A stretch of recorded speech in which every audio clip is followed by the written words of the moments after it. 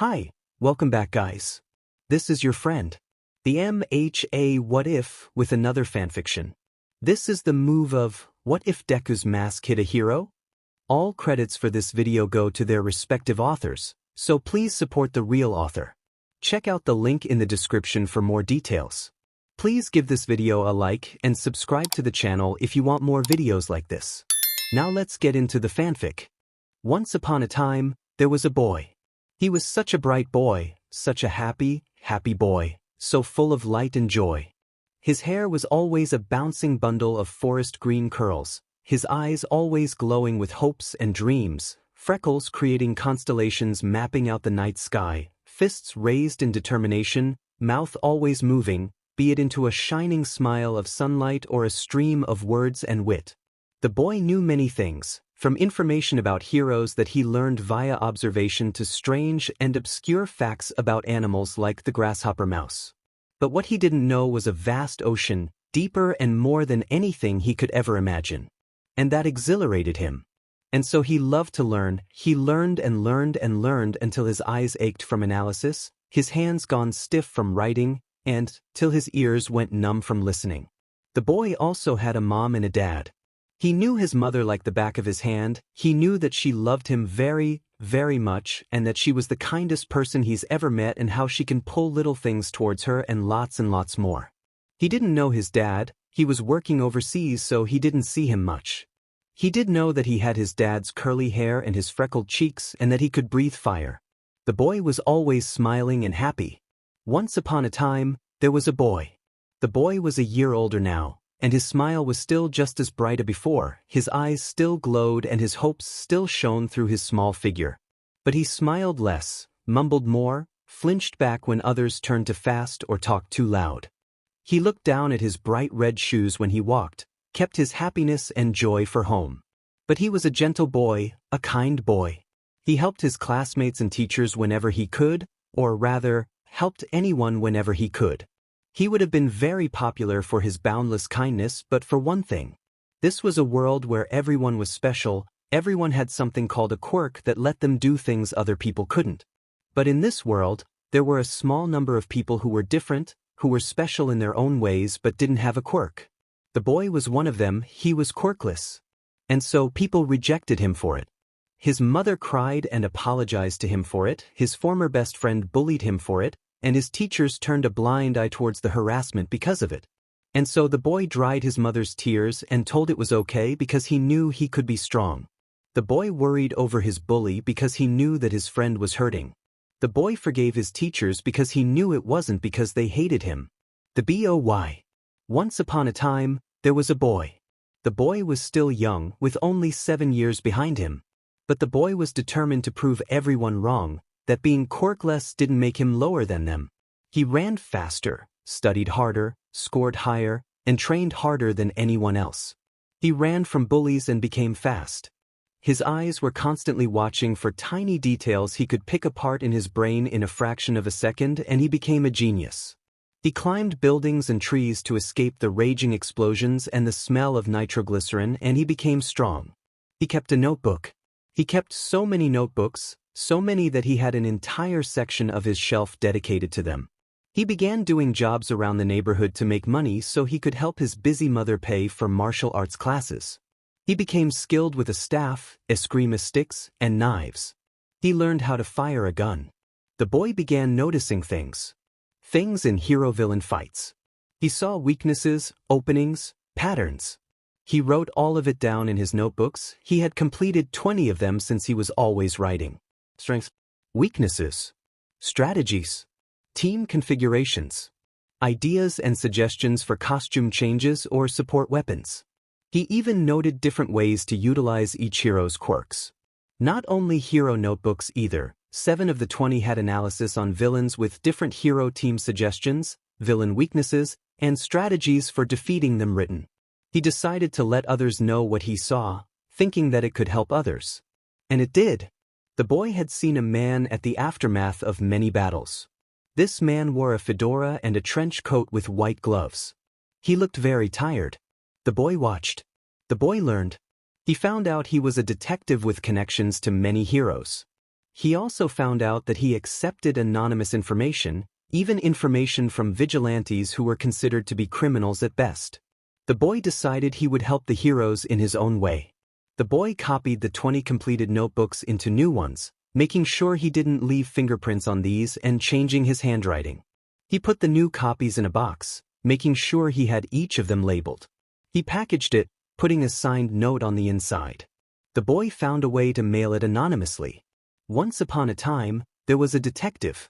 The detective was always tired and was rarely without a good mug of coffee. One day, the detective received a box, mailed to him and delivered to his desk. When he opened the box, it was crammed with notebooks with an envelope on the top. He opened the envelope and began reading, confused by the strange package. "Detective? Hello. You seem tired, so I thought I'd help. These notebooks have stuff on heroes and villains that I hope you can use for the future. I hope this wasn't a waste of your time." What? The detective was shocked. His eyes were wide with disbelief and he quickly grabbed one of the books to get a closer look. The front cover read Hero Analysis, Helping Guide number 12. He opened it and skimmed over the first page. He was astounded by the carefully printed words. By the time he had flipped through another hero bio, his hands were shaking with a mixture of excitement and horror. Excited because the department now had 2,200-page notebooks worth of the incredible analysis, and horror that an unknown person knew and came up with this much and most likely more. Taking a closer look at the box journals, he found that only 13 were labeled Hero Analysis, Helping Guide, the other 7 said Villain Analysis, Capture Guide, written in bold on the covers. They were just as detailed and insightful as the first he picked up. And so suddenly heroes were performing even better than before, new teams forming and many new partnerships were forged. Villains began dropping like flies. The heroes seemed to have suddenly found an easier time of capturing villains than before. Many people who would have died in other timelines survived. All because a little boy who couldn't stop writing wanted to help. Later notes sent to the detective 6 years in the future would help detain a certain madman of a villain. 2 heroes who were to die in another universe survived to raise their son with the help of his aunt, though the 2 were severely injured and forced to end their hero careers, with one missing an arm and the other in a wheelchair. They didn't let it stop them from being happy. The detective revealed the reason for the heroes' improvements a week later, thanking the Enigma, who called themselves Watch, for sharing such information and asking to meet in person, if possible. An offer to gain a position to consult or teach heroes and receive payment. The offer was politely declined. Watch remained anonymous. The boy's eyes were brighter the next day, his heart warm and mind strong at the thought that he had caused so much change, that he was helping. Even now, the boy refuses to let go of the detective's words. Even now, the boy keeps his spark alive. We don't know who they really are, but we do know this. Watch is smart, really smart. And whoever they are, they have the heart of a hero. Because what else is the job of a hero but to help and protect others? Once upon a time, there was a boy. The boy was tired, but he was happy. He was happy, especially because 4 months after his 7th birthday, his father had come home to visit. He came back with presents and laughter, and the boy was finally able to spend time with him and learn about more than just his quirk or what he looked like. The 3 of them were together again after so many years that they all cried upon meeting each other again. But the day his father returned, the boy learned that life was unkind and unfair, and that karma? It was a sham. He learned that all stories come to an end, happy or not. So once upon a time, he watched as 2 stories ended right in front of him. And once upon a time, the boy shattered into 1,000 pieces. And once upon a time, a time. THEND. Useless, Deku. Such a weakling, he'll never become a hero. Worthless, quirkless Deku. Take a swan dive off a roof, maybe you'll get a quirk in your next life. Fireworks of red and orange, the smell of nitroglycerin heavy in the air. Scars, burned into his flesh, charred black. Midoriya woke with a start, breathing in short, silent gasps. His skin was slick with sweat, muscles tense with fear. He forced himself to relax, sitting up and rubbing the large bags holding his eyes in place. Just another dream. Just another nightmare. Midoriya turned to the clock on his desk, the glaring red digits reading 3:27 a.m. He had slept for 2 hours. He heaved another sigh and pulled himself out of his bed. The boy yawned, walking into his small washroom and looked into the mirror. His long hair had faded to a dull gray, and his complexion could be compared to that of a corpse. Pale, sallow skin and dark black smudges under his eyes, a mass of unruly, knotted curls somehow both limp and frazzled at once. He was a mess. He had grown since the last he bothered to check his reflection though. At this point, he looked about 176 centimeters, and his shoulders got wider. Guess the training actually worked, huh? Well, he thought, I just look older, I guess. It works out. Sighing, Midoriya went through the motions of his daily routine, monotonous as ever. Time had begun to blur as the years passed. Few things seemed to matter, and even less were memorable enough to stick. Everything was monochrome black and white at this point, everything but the stark crimson of blood and the screaming orange of fire. Pushing his bangs out of his eyes and tying it back, he shuffled over to his work table. A metal cabinet stood to the side, locked. Midoriya crouched down to type the passcode and pulled out a carefully wrapped box of notebooks labeled, "For my favorite detective," written in bold with all the markings of regular mail. I should find a better place to store it, huh? He mumbled blankly. He heaved another sigh and shut the cabinet, resetting the lock. Pulling on a faded gray jacket, he slipped the book into his beat-down messenger bag. Midoriya grabbed a black medical mask before leaving and put it on while walking out. Hey brat, where do you think you're going, so early? Without missing a beat, Midoriya replied, out. A gray-haired man with cracked lips grinned from his seat at a bar.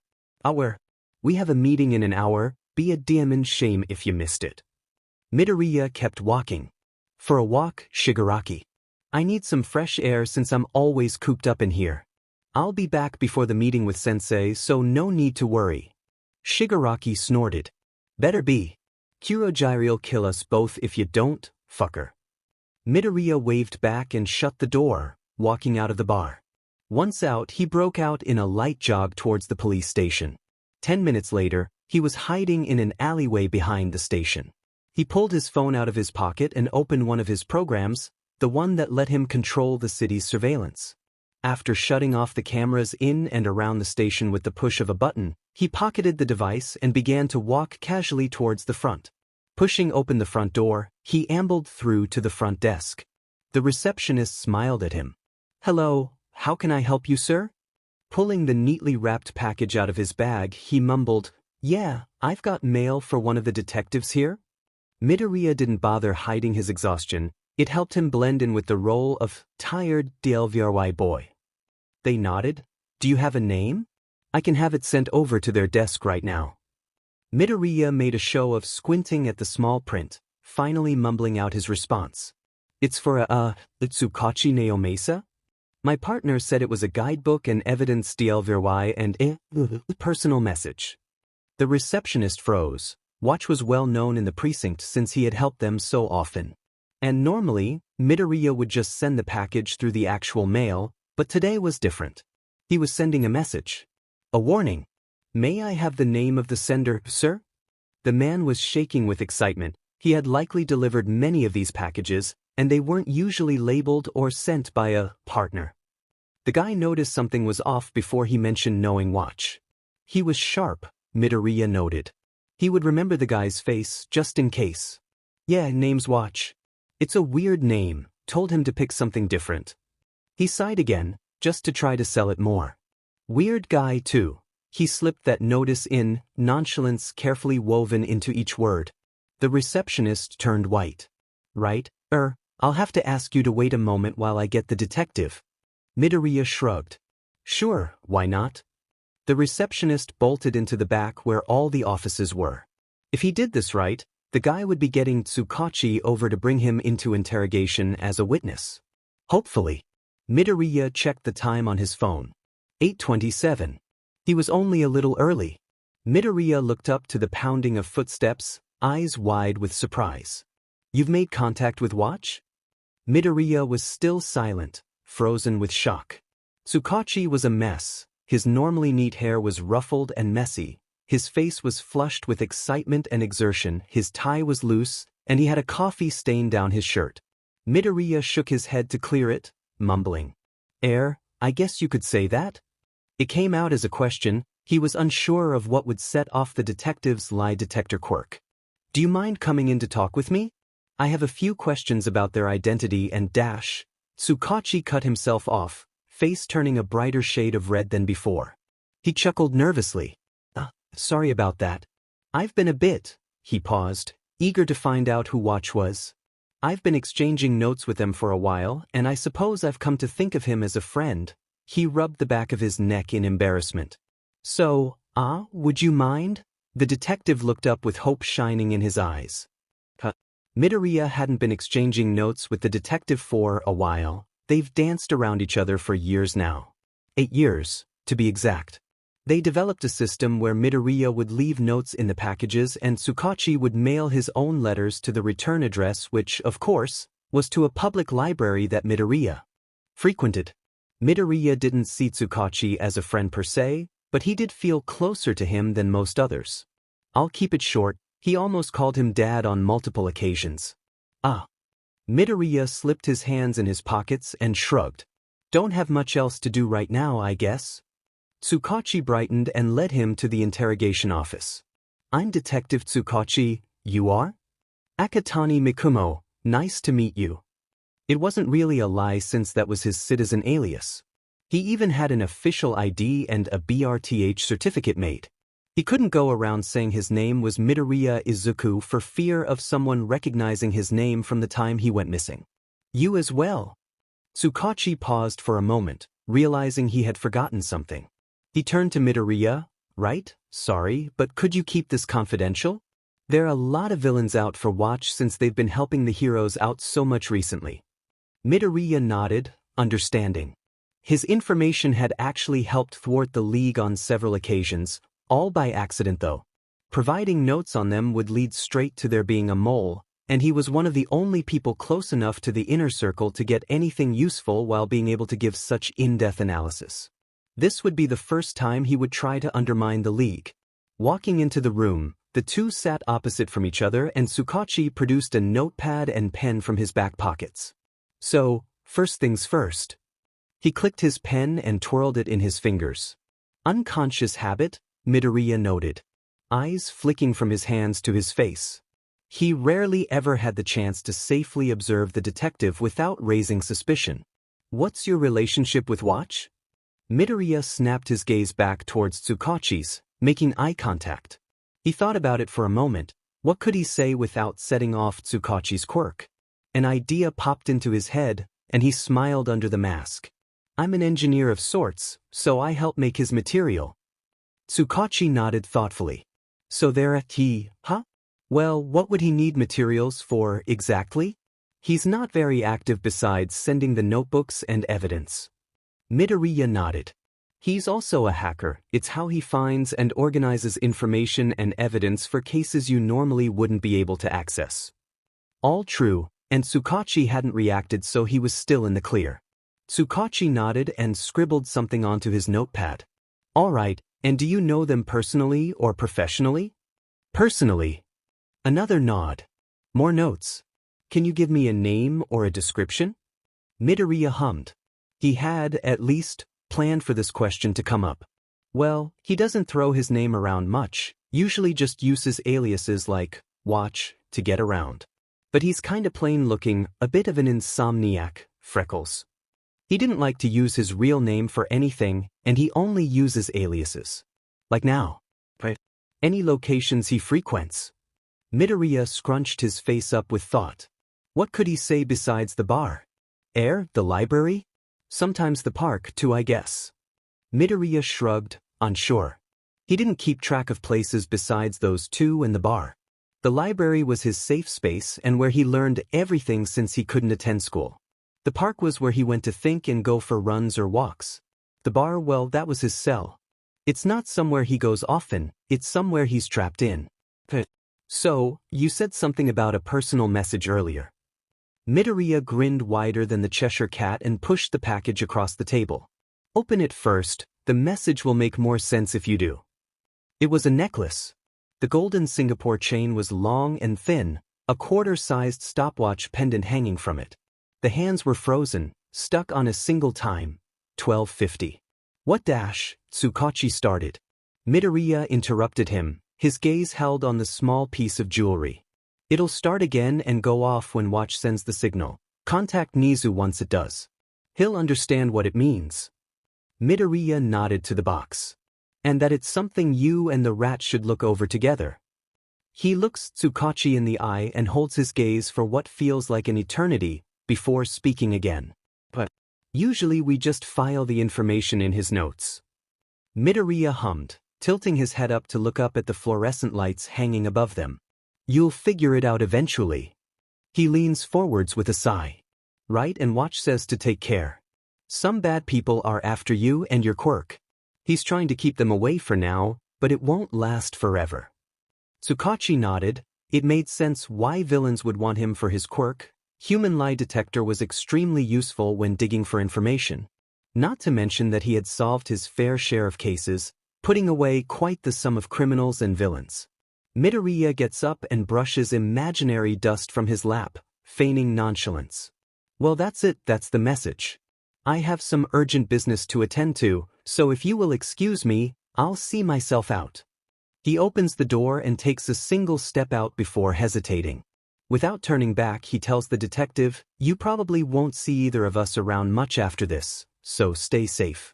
Tsukachi's eyes widen at that, and he scrambles to get up. Wait just a minute. And then he's gone. Midoriya ran the whole way back to the bar. He was going to be honest. The whole meeting thing went better than he had expected it to go. He didn't think he'd be able to fool the detective, but the guy looked really tired and was probably letting him off easier than he should have, considering that he admitted to being an accomplice to a supposed vigilante as well as the whole hacking and snooping business. But it didn't make him less terrified. Tsukachi was a target, and it was a fairly recent thing. Word got out that he was friendly with Watch, that and the large number of members of the League that he managed to put away. Shigaraki hated him, Sensei wanted him to steal from him, and Kurogyari didn't care as long as nothing happened to his bar. But again, Tsukachi was a target. And he may have forgotten to mention to the detective just how much danger he was in. Shigaraki was a child, but a baby with a gun can still kill someone. That and Kurogyari really was going to kill him if he didn't make it to the meeting in the next 12 minutes and 28 seconds. And so he was running. 6 minutes and 43 seconds later, he bursts out into the bar, breathing for breath. He dropped into one of the bar stools and groaned, pushing his now damp hair out of his eyes. He had 5-ish minutes to rest. Lovely. A soft chuckle was heard from behind him, and Midoriya spun around to glare at the bartender, a man made of a mist-like void. Shut up, he wheezed out. I want to see you sprint from the police station over here in less than 7 minutes. Kurogyari laughed again. I wouldn't need to run. He slid a cup of orange juice over to Midoriya, the latter nodding his thanks. Spying on the detective again? We could use some help figuring out how to get him over on our side. Midoriya scowled, pulling his mask off. He was always in charge of persuading others to join the League, usually because he could always figure out how much they could buy them over for, be it protection, weapons, or money. That and because if there was even a speck of dirt to be found, he could dig it up in no time. Midoriya sipped his juice before speaking. He's a chivalrous guy. Won't be bought over. Looked into his glass, thinking of the most irritating thing he could. It was obviously Sensei, couldn't be anything else, honestly. Kurogyari shrugged, cleaning a glass. Blackmail him, isn't that your forte? Midoriya shot him a look of irritation and mumbled, Incentive, Kurogyari. Not blackmail. He paused, shaking his head before continuing. The dude's clean, like a saint, but with a coffee addiction. And without the worshippers. Excluding his co-workers, he's like an angel to them, he muses. He does their work for them half the time, paperwork included. Kurogyari nods slowly. How unfortunate. Midoriya feels hope leak out of the jar he kept his emotions in. Does that mean? Kurogyari puts his glass down and starts cleaning another. Well, we'll find another way, I suppose. The hope in his chest evaporates into fear. Kurogiri sets the glass down in its proper placement before motioning Midoriya over. Midoriya sighs and stands reluctantly. It's time. Static filled the otherwise silent room and a dark aura practically oozing from the small screen sitting on a table. A small ring of people surrounded it, made up of Shigaraki, Kurogiri, Doc, Midoriya's sparring partners Taizo and Ito and himself. And then the man behind the screen began to speak. Midoriya left that meeting with stones of dread simultaneously weighing his gut down and sking out his will to do anything and yanking his stomach so high up it left him high-strung with nervous energy. Luckily for him, Taizo and Ito wanted rematches since he beat them both 5-0 last time. The three of them walked into the cleared-out storage area they used for training and Midoriya got up on the mats, bouncing lightly on the ball of his feet and a deceptively soft smile graced his lips. He could always count on sparring to make him feel like himself again. So, who's gonna go first? Ito was first. They fought with quirks, so she technically already had one up on him. But he was also very good at what he did. Very, very good. He enjoyed it now, too. The burn and stretch of his muscles pulling and pushing, jumping and coiling to brace for impacts and landings, the quick pacing and thrill in his nerves. Fighting let him settle back into his own skin again, calm down and level his head a little. It also let him practice observation and analysis. Then again, he's fought Ito and Taizo enough that he didn't really have anything new to figure out and put together, meaning that Ito was down in seconds. 5 rounds passed, and Taizo went up for his turn. It passed much the same as Ito in seconds. I win. Scores 5-0 again. Midoriya let go of Taizo's arm and stood back up. Taizo and Ito groaned. The two were now more battered and bruised than they cared to be. Seriously, work on your technique, guys, it's kinda embarrassing. Midoriya was the best fighter in the league. He had the highest success rate in all missions as well. He was trained to be the perfect villain after he was captured. Sensei had seen something in him that he liked. Or something like that. He had 7 years of merciless training from various villains who specialized in hand-to-hand as well as the year when Sensei saw fit to leave him in a very much illegal quirk fighting ring as a dog. Dogs were people thrown into the rings and forced to participate or die, or to fail and die. They were the entertainment and betting material. Itasigidi, and Midoriya had a few close calls back then. He had learned quickly in order to survive in there for an entire year before Sensei decided he was ready and pulled him out. It was a horrible experience that he was going to stop thinking about immediately. Rather than think about the pain past, Midoriya decided to do some basic strength and stamina training. He could always count on extreme physical exertion to blank out bad memories. He used to see in colors. Kaken, wait up. A little green-haired boy ran on short and surprisingly quick legs in an attempt to catch up to the abusive, explosive blonde. When he finally did catch up, he was shoved harshly to the brown-gray-green ground by the 2 boys next to him. One of them would go missing soon after. What do you think you're doing, Deku? Someone as lame and useless as you shouldn't be following someone awesome like me around. Your quirklessness might be contagious, you know. Snide comments striking red-purple-yellow and stinging remarks shooting brown-green-red made the greenette flinch back, hands subconsciously rubbing yesterday's fresh burns on his arms. He ignored it. Ignored the black red that covered his skin. The words hurt more anyways. They flew out of everyone's lips like arrows shot into red-white bullseye and turned purple-orange-green sick, twisting his stomach, fraying what little confidence he retained. So the words hurt worse, always, always, always. Though it didn't stop the pops and crackles and bright oranges from freezing his muscles, rooting him in place, making his stutter worse, turning his mind gray, gray, gray. The cruel, mocking laughter of children rang in his ears, drowning him in the ocean of black, black, black despair he found himself in too often. Maybe today would be different. A small voice inside his hollowed chest whispered, lighting pink. It's been so long since he saw pink so bright, soft, safe. Would your dad come all the way over here from America just to wish you a happy birthday if you were so worthless? Would you look hurt every time you hurt me if I were so worthless? The pink withered into orange so bitter like rusted steel and orange peels. He steeled himself, looking into crimson eyes where the little boy hid to cry after hurting his only real friend, and gave them a wobbly smile so full of green, so neon it blinded even him, the boy with colors. "Sorry. I'll just tag along in the back." The blonde scoffed, turning away to hide the orange, yellow, blue guilty relief in the red depths of his eyes. "Whatever. Let's go catch some bugs, extras." Midoriya was 7 years old when he met his dad. His father was rarely present, even in his earliest memories due to his work overseas in America. Midoriya did know that his dad was green, so dark and saturated, it was the most vibrant forest green he'd ever seen. Midoriya never knew what his father did for a living, just that it paid well enough to support them. When his father came back to Japan, he finally found out what it was that his dad really did. His dad was an engineer, he worked with machines and the like, building support gear for heroes. Machines were silver, gold, green, and Midoriya loved them with a pink-maroon passion. His dad built Midoriya a green-silver little robot toy that danced and said funny things when you pushed a button on its head for his birthday that year. He loved the toy and named it Aku. Midoriya also learned that bad people were after his dad because of his work. Midoriya Hisashi was turquoise smart, though he was never given the due credit and was usually written off as just another gray-white worker to put pieces together according to instructions. His dad would always smile dandelion yellow when he brought it up. He told him that he didn't mind so long as his inventions were being used to help people. Aku would be the last thing Midoriya had left of his father.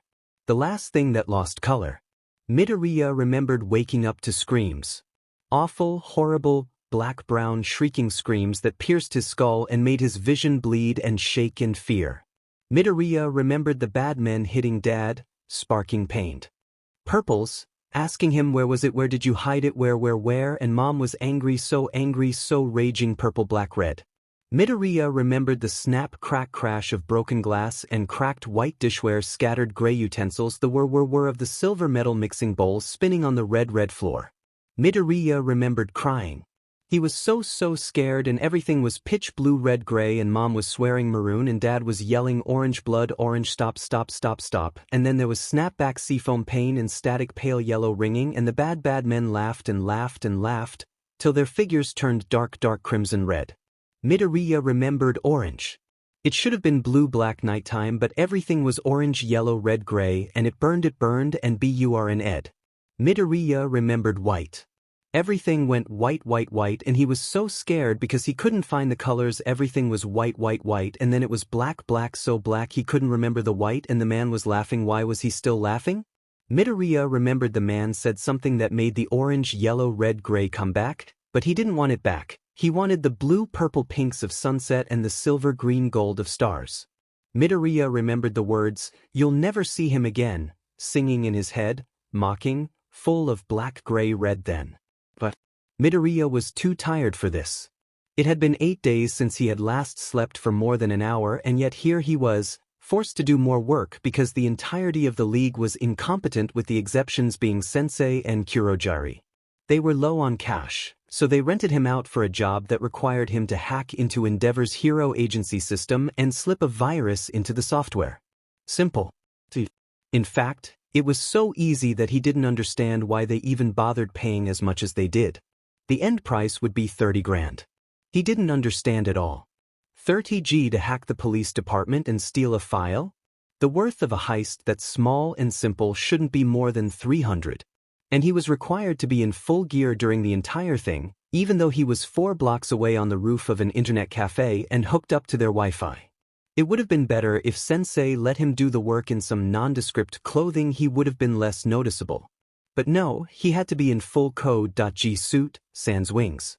It wasn't that Code.G was flashy or anything, maybe just a bit, but not to the extent of what most mainstream heroes or villains do. Most of his costume choice was either practical or matched his also mostly practical look. Most everything was either beige, copper, tan, or brown.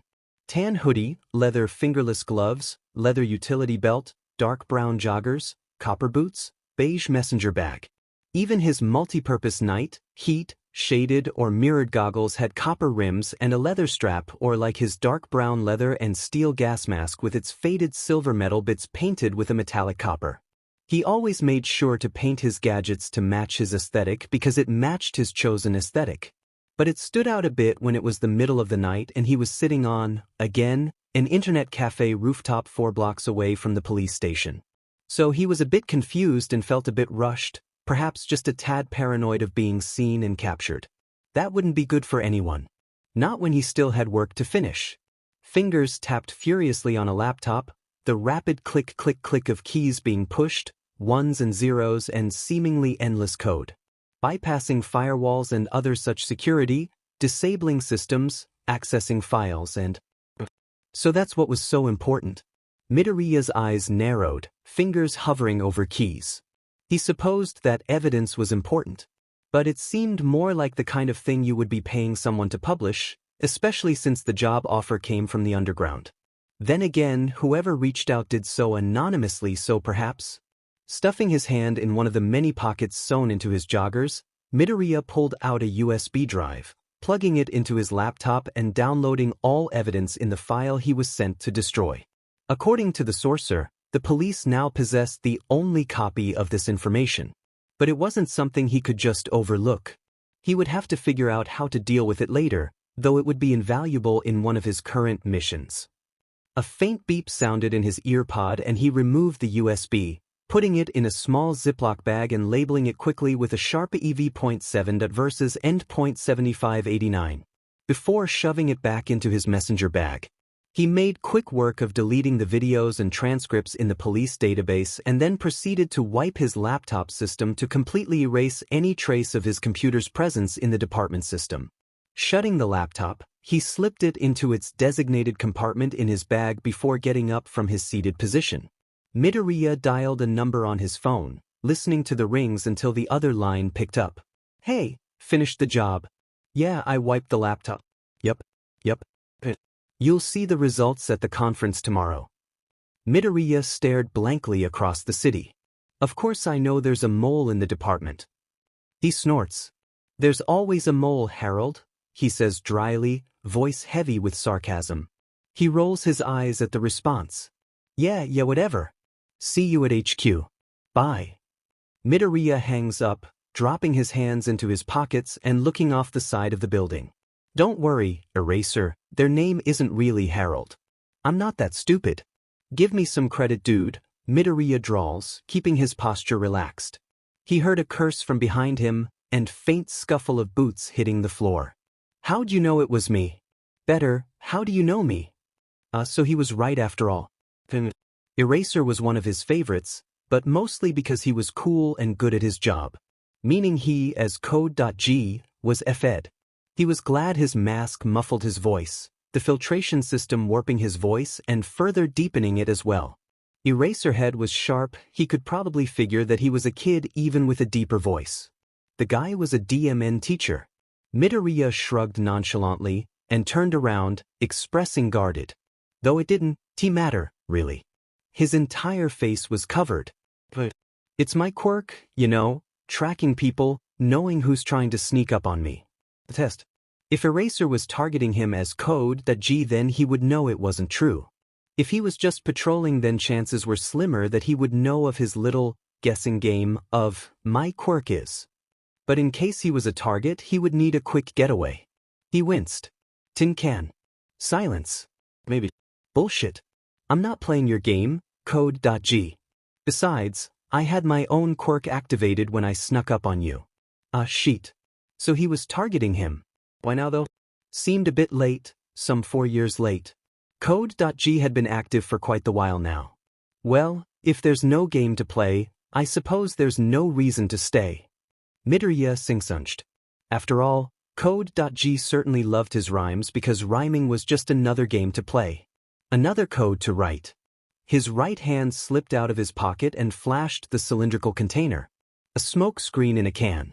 He popped the lid with an audible snap, and immediately, a violent hiss of a mixture of smoke and tear gas shot out and filled the air. He grimaced at the sharp noise and apologized mentally to the bedraggled man. Sorry, Eraser. Dry eyes beach, but so is me getting caught. Ignoring the coughing and cursing from behind him, Midoriya leapt off of the cafe and across to another building. He kept running, jumping from building to building and zigzagging across the city in case he was followed. Unlikely, but he couldn't afford to be caught just yet. After a good 10 minutes or so of his roof jumping, he finally began to make his way back to the bar. It wouldn't do for him to be late. Aizawa swore, a strong of profanity so colorful a painter could drag it out and cover a canvas with neon, and rubbed his eyes, wheezing. Tear gas was awful, worse because of his DMN dry eye. By the time his vision cleared and he could keep his eyes open without burning, Code.G was long gone. Aizawa walked over to the can Code.G dropped, picking it up and snorting at the words scrawled on it. Eraserhead specializes in rooftop chases, emergency tear gas tailored to target people with dry eye. Eraser would be troublesome to run into. This is for just in case. Well, if dash. But Aizawa had to give it to Code.G, he knew his sheet. He knew he wasn't the most well-hidden underground, but he still made sure to keep under the radar when it came to media and information. The only people who knew anything about Eraserhead was either a fellow underground, a police officer, a hero, or had done their research. Even then, most heroes didn't bother learning about them, and the only officers who knew much about undergrounds were ones who worked closely with them. Well, he supposed Code.G wasn't the only one who did his research. Code.G wasn't a mainstream villain, not really. He was popular only because of his seemingly aloof and laid-back personality as well as his gadgets. People tried to guess at what his quirk could be, from intelligence quirks to analysis or even things like slight speed or strength enhancement. The most popular guesses were that he had some sort of stamina quirk, since he seemed to be able to run forever and always outpaced and outlasted any heroes who decided to chance a foot race with the guy. But it didn't matter how big of a name the guy had, few people knew about the small things about Code.G, like the so-called game he liked to play with the authorities, or like how he never commits any big-time crime. Most people think he's a big shot in the villain world because he managed some huge heist, or have him pegged as a murderer because of his flippancy. Code.G hasn't done anything of the sort. He's a high-profile villain, yes, but he's wanted for different reasons. The guy's smart. Really ridiculously smart. Code.G was sharp and observant, spotted weaknesses like people were made of glass and were fully transparent. And he had information. He was well known in the black market as an info broker, though he didn't give things to just anybody. Another reason was that he was suspected to be part of a larger organization. Nobody knew who was part of it, but Code.G just wasn't the kind of guy who would pick up the kinds of jobs he had been recently. They were more risky and dangerous than the guy typically liked to play, meaning that either someone else was orchestrating his jobs behind the scenes, or something had changed in the past month. And Eraserhead was the unfortunate guy who had to deal with it. Not that he wouldn't do it if it was optional, because he definitely would. Not to mention, he was interested in the guy who had managed to evade the authorities for so long now, especially with Detective Tsukachi on the case.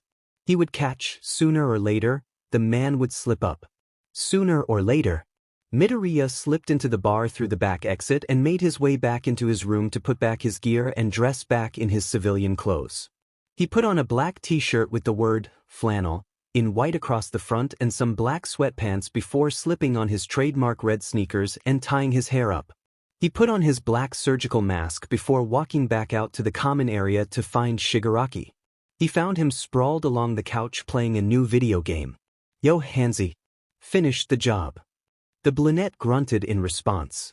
Midoriya sighed and rolled his eyes. "Fine. Quest complete, or whatever." Shigaraki grinned. "Noted. Sensei has your next quest ready. Go meet him." Midoriya paused, frowning. "Another one already? He usually waits at least a day or two before assigning new ones to me. Something up?" Shigaraki shrugged, never taking his eyes off the game. "Dunno. He's the gym, not me." Midoriya rolled his eyes before heaving another sigh. "Fine. Whatever." He grumbled to himself before making his way to the basement. Going down the old creaky steps, Midoriya stood in the dark, dank basement, facing a small TV screen. "Shigaraki said you have another job for me?" A static-filled voice spoke back from the device. "Indeed, though they're not so much jobs as they are objectives. And I need to meet with you in person. There's something we must." Sensei paused. "Clarify." Find Kurogiri and tell him to bring you to me. We're making our move. These tasks, however, will be much more challenging, or perhaps taxing is a better word than the last. Are you ready? Midoriya snorted. It wasn't a question, not really. No was never an option. He didn't know why. Yes, he did. He saw, but he couldn't stop. But he had a bad feeling about this. A really, really bad feeling. Give me the details and I'll get it done, yeah? Midoriya groaned as he woke up, sluggish. His body ached all over, from the roiling thuds of pain reverberating through his skull to the ice-cold ache in the bones of his feet. Something was wrong. His eyes shot open, panic blacking out the world for a few moments. Something was terribly, terribly wrong. There was something running in his veins that felt off and different so often meant bad. And what had happened the day before? Why couldn't he remember? What changed? And suddenly, it's like he can breathe, and he knows nothing's wrong with his lungs, but he can't breathe and it hurts, and it's like something just took a hold of his chest and squeezed. At this point, his thoughts were consumed by the mind-numbing blackout terror, and everything was going gray, black, green. Green? Air found its way back into his body and he collapsed, shock and surprise immobilizing him for a moment and throwing him from the paralyzed panic he had found himself in. When was the last time he had seen green? The world lost its luster some time ago. It had been years since he had seen any kind of color, vibrant or otherwise. His world was bled of color and shut down into monochrome, and somehow he had never expected to ever be able to see them again. So imagine his surprise when the most vibrant shade of electric green crossed his vision, flickering in and out of sight. It was appealing. Midoriya didn't realize just how much he had missed color. Especially green. Green meant safe, it meant mom and dad. Perhaps, if he was able to see the flickering color, he could finally escape from his world of whites, grays, and blacks. Hardly daring to breathe, Midoriya inched his way to his bathroom, slowly. Finally making it in, he looked into the mirror, hope sparking in his chest. Only for it to shrivel into the withered chains of remorse and regret that always weighed him down. Unless he was wrong, his hair should have been forest green and his eyes should have been a shining emerald. They looked the same as usual. They were still gray. He saw them and his brain registered them as green, but he couldn't see it. Not the way he wanted to. Not anymore. Not after the bad man came home. Well, at least until now, he supposed. Being able to see some color is better than none, Midoriya thought, and it was true. It just hurt that much more to have hope dangled in front of your eyes and just slipped away in a single instant. Wasn't a fun feeling. Though the question Midoriya should have been asking this entire time, really, it was strange that he hadn't until now, was why was there electricity running across his skin in the first place? And why didn't it hurt him? It used to always hurt him. Yes, Midoriya realizes that he should be a lot more freaked out than he is right now, but he chalks that up to a combination of shock, curiosity, and the sheer amount of bullshit he's seen and been through the past 8 years. So he does what he always does, analyze the situation and roll with the punches before punching right back. What was the last thing I did before now? I remember getting back from the job, going to Shigaraki, going to get my new assignment from Sensei. Realization dawns on the teenager, and he curses. Sensei, that's not his name, you know it's not, did it? Not a second later did the full meaning of what happened hit him. And it hit him like a steel pipe to the chin. Whose quirk was it? Were they even alive anymore? Why did Sensei say his name, say it's a Wyatt, choose to give him a quirk? Why now, after 8 years? He knows that who Sensei really is can't tell see, TLL, and what he can do. It was one of the first things he learned about the man, if you could even call him one. He had all the information down in the notebook he hoped to give to Tsukachi one day. He already gave information on the other members of the league, not to mention anything he could compile about the Numis and how they were made. It was already dangerous enough that he put so much into the previous drop. Quirk. Type. Transformation.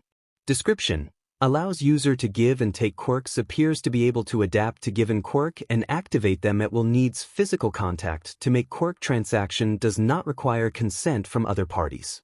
Notes. Giving any other person more than one quirk seems to make them self-destruct. Their bodies aren't made to hold two at once. The loss of an often used or treasured quirk often leaves one mentally weak and in a state of shock for a varying period of time and can result in death if the attachment to the quirk was strong, like losing a piece of yourself, though that's really all it is, isn't it?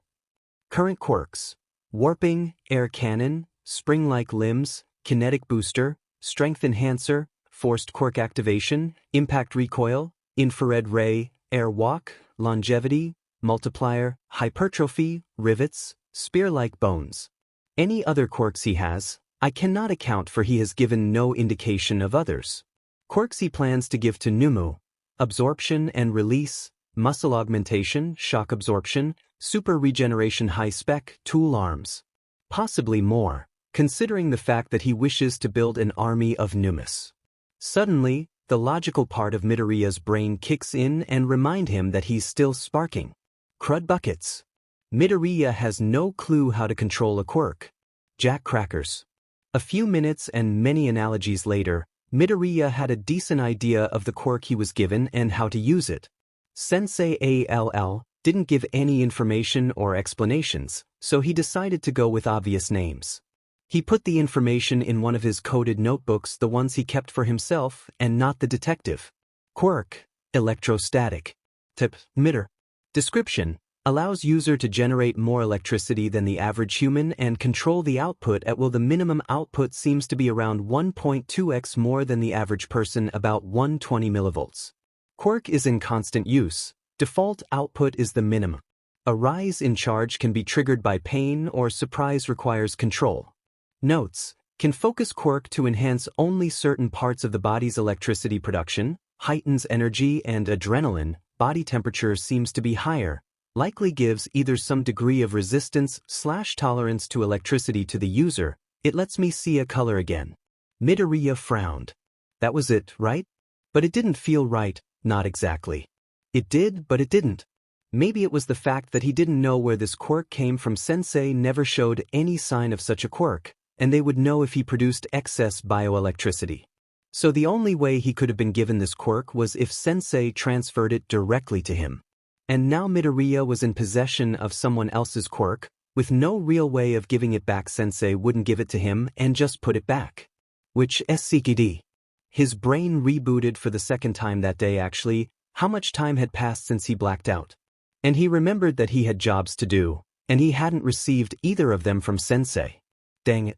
Sensei chuckled, his featureless face somehow watching his every movement closely.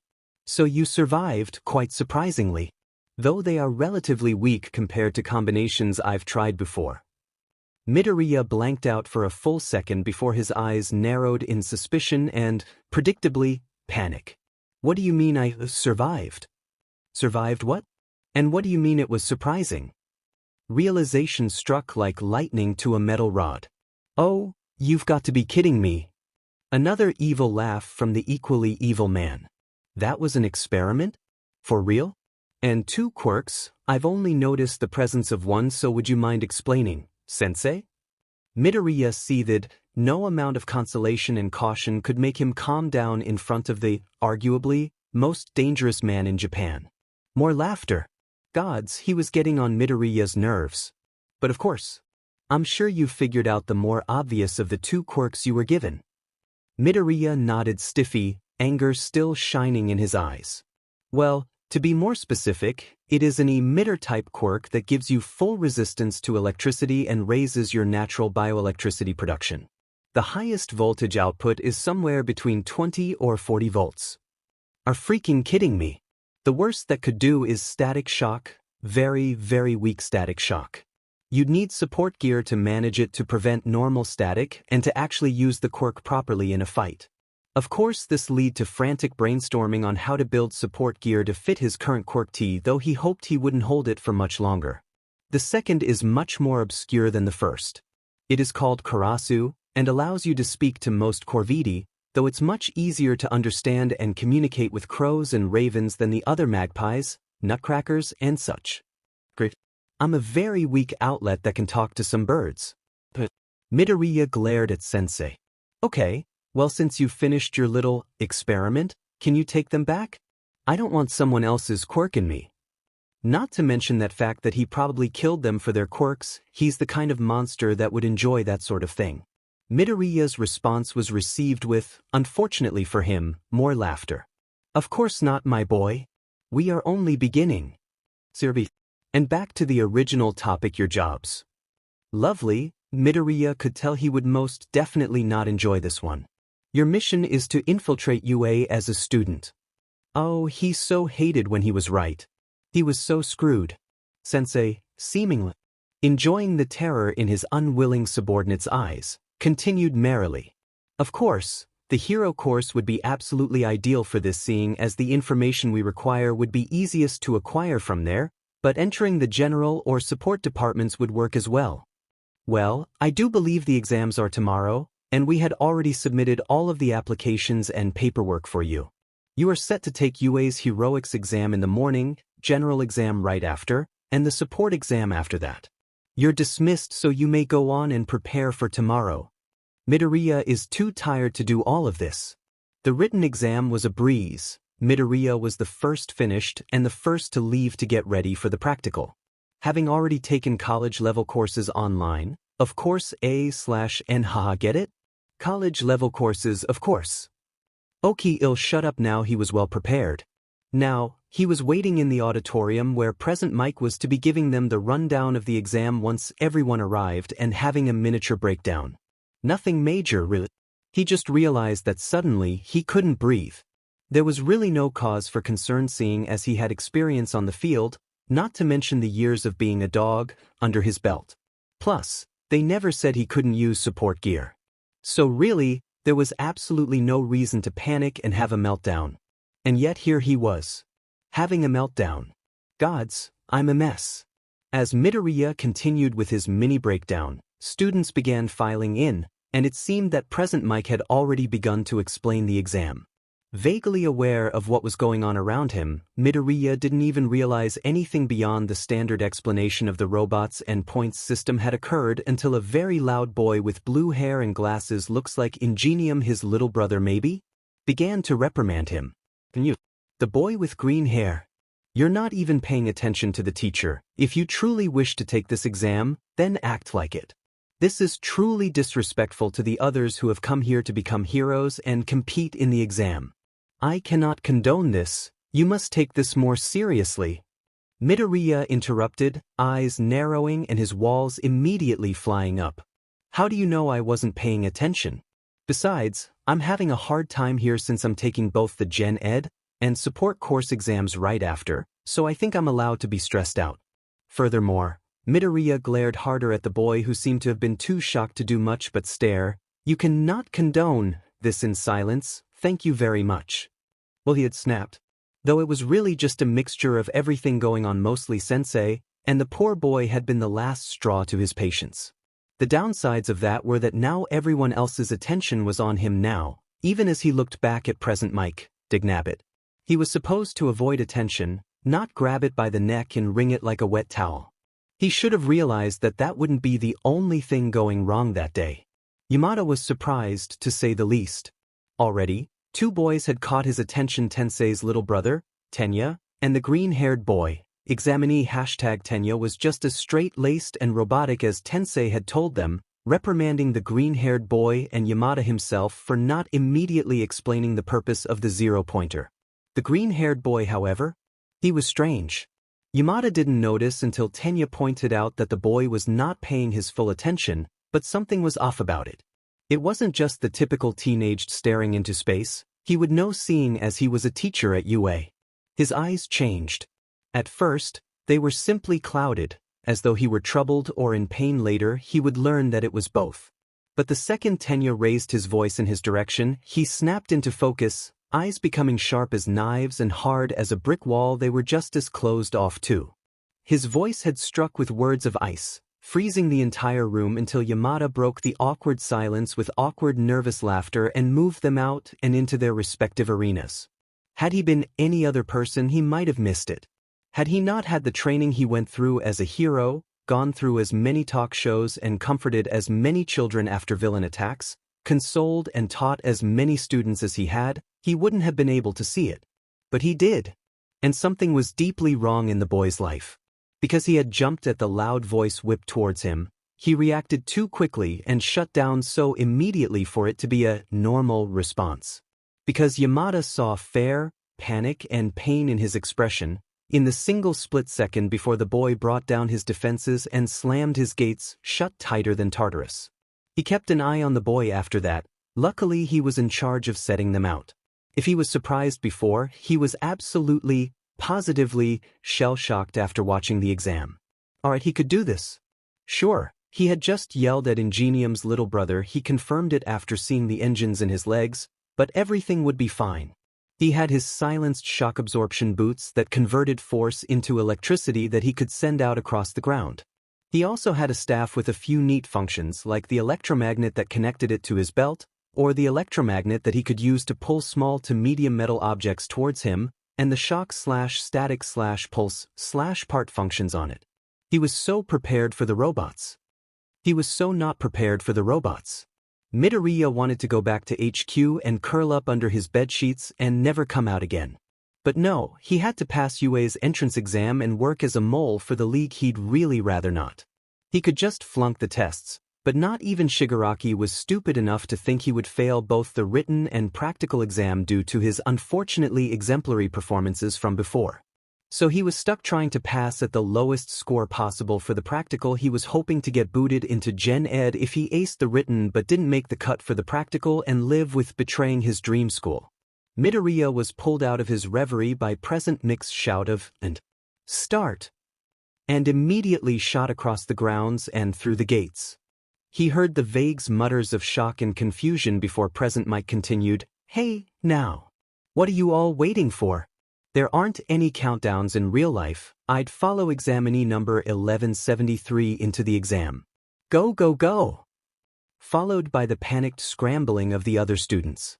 Spotting the first battle of robots ahead, Midoriya popped his compressed staff off of his belt, whipping it out to extend it into its full length before activating the pulse function and jamming the end of rod in between the plates of the robot's armor. The three-pointer blew apart with a resounding crack. Spinning without a pause, he pushed the shock function and slammed the stick on the ground, scattering the electricity across the ground to short-circuit all the robots in the area. Which happened to be a lot, apparently. The bots had all congregated to a single area at the start, probably to make things harder for the contestants. More bots meant more targets on your back. Lucky that none of the others had reached them yet. Looking back for no more than 5 seconds, he counted up his points. 13 one-pointers, 7 two-pointers, and 10 three-pointers. That's 57 villain points. He started off. Again to catch more robots, getting caught in some crossfire along the way. Midoriya felt a strong change in the air pressure to his left and swerved harshly to the right, boots skidding across the pavement.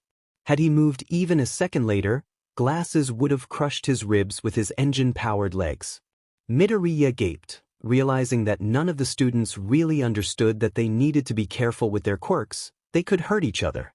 He watched a girl with a brown bob nearly get fried by a blonde Boyd laser. Midoriya had had enough. What in God's name are you all doing?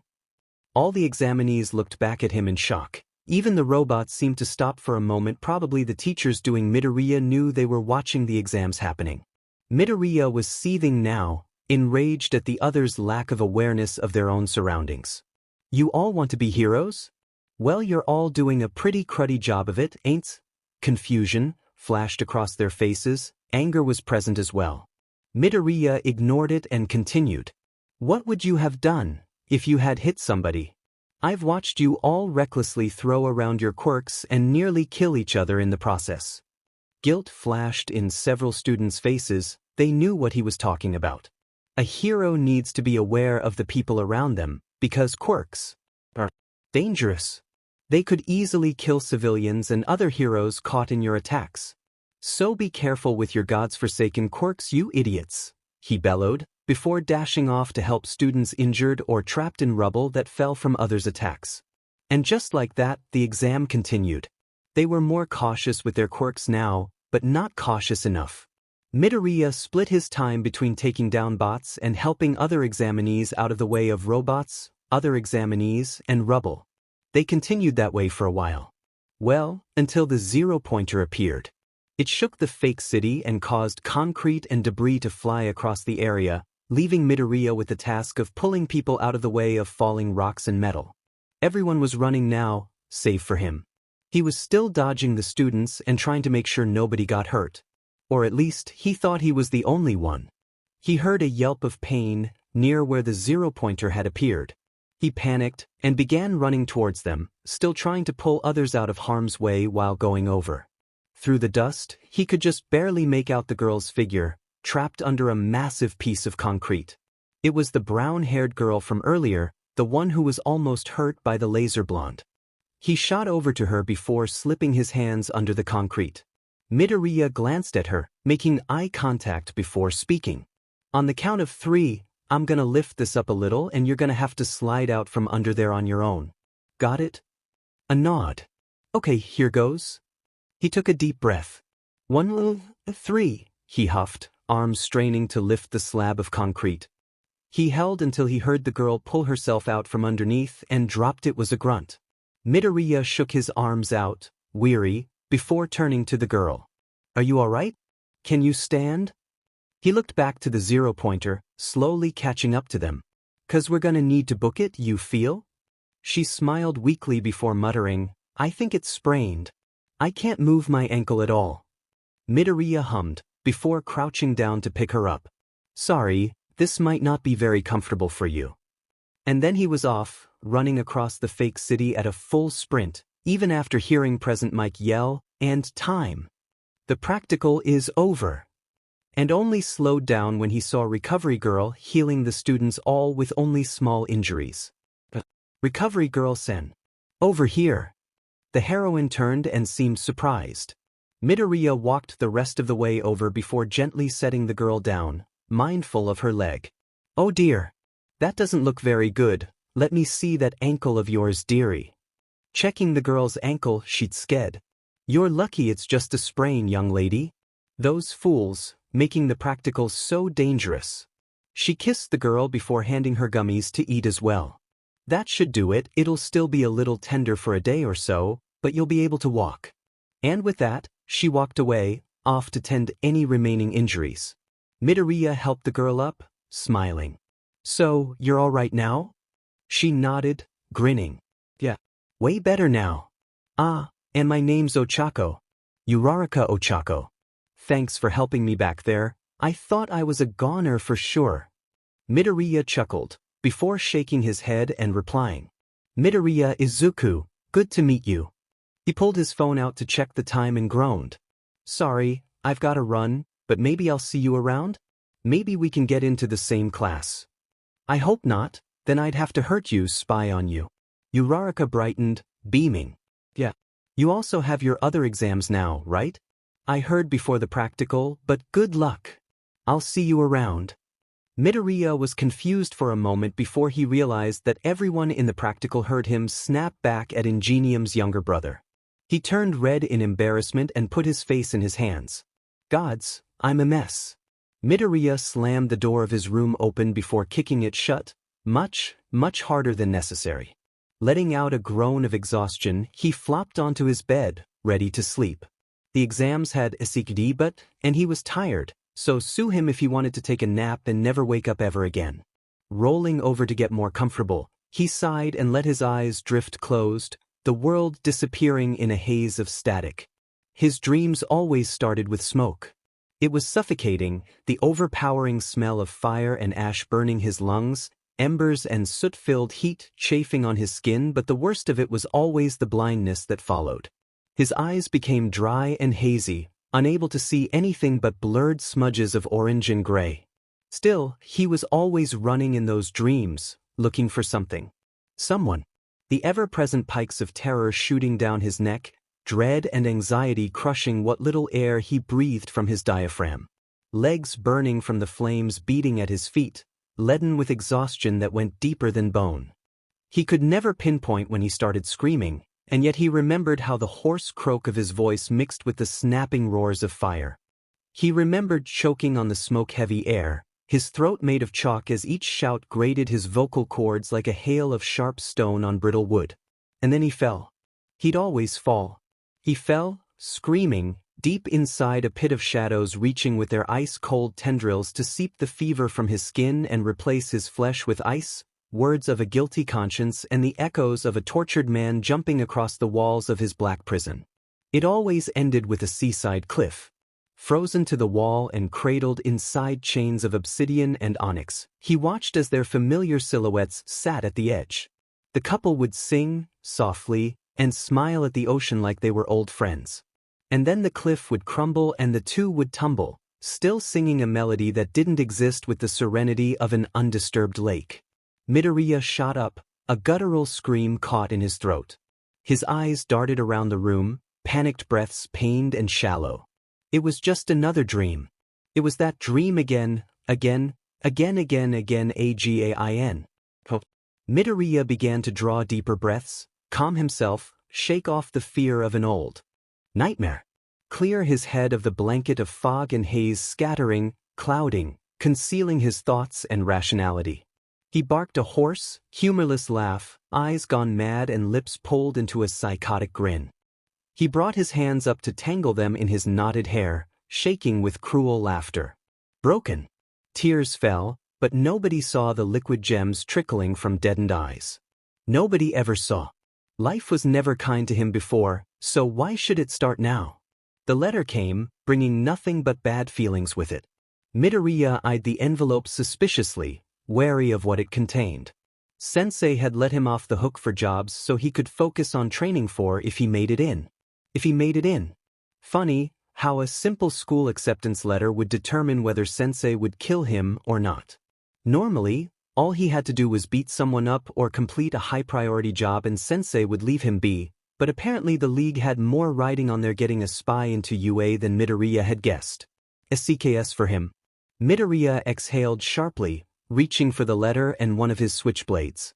Flicking the knife out, he sliced the top of the envelope open with ease, placing the knife back down and shaking the folded papers into his hand. Yamamoto-san. So they used his alias after all. It was common sense to not use the name of a missing person who was presumed to be dead. There weren't that many Midoriyas in Japan, so he was hoping that they would slip up and use his real name. He wanted out of this mission even if that meant going to jail. Well, Midoriya sighs, before coming to an awkward realization. He groaned, dragging his hands down his face. He had told Uraraka his real name. And the League applied to UA using his alias well, one of them, anyway. He was going to have come up with an explanation that made sense if he got in, and he had probably at least got into either General Ed or the support department. Dang. Nothing ever went right for him, huh? He pushed his attention back to the letter on his bed. He sighed again before picking the letter up and continued to read it.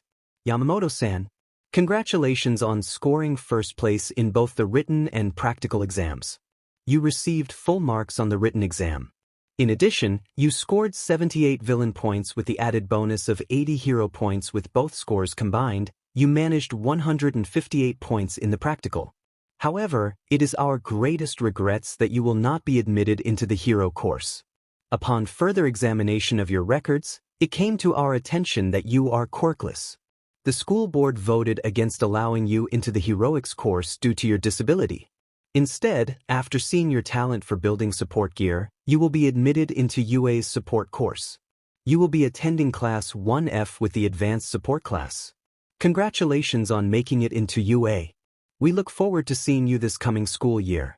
UA High School. He had hoped he wouldn't make it into the heroics course, but gosh dang that stung. Just because he was quirkless, huh?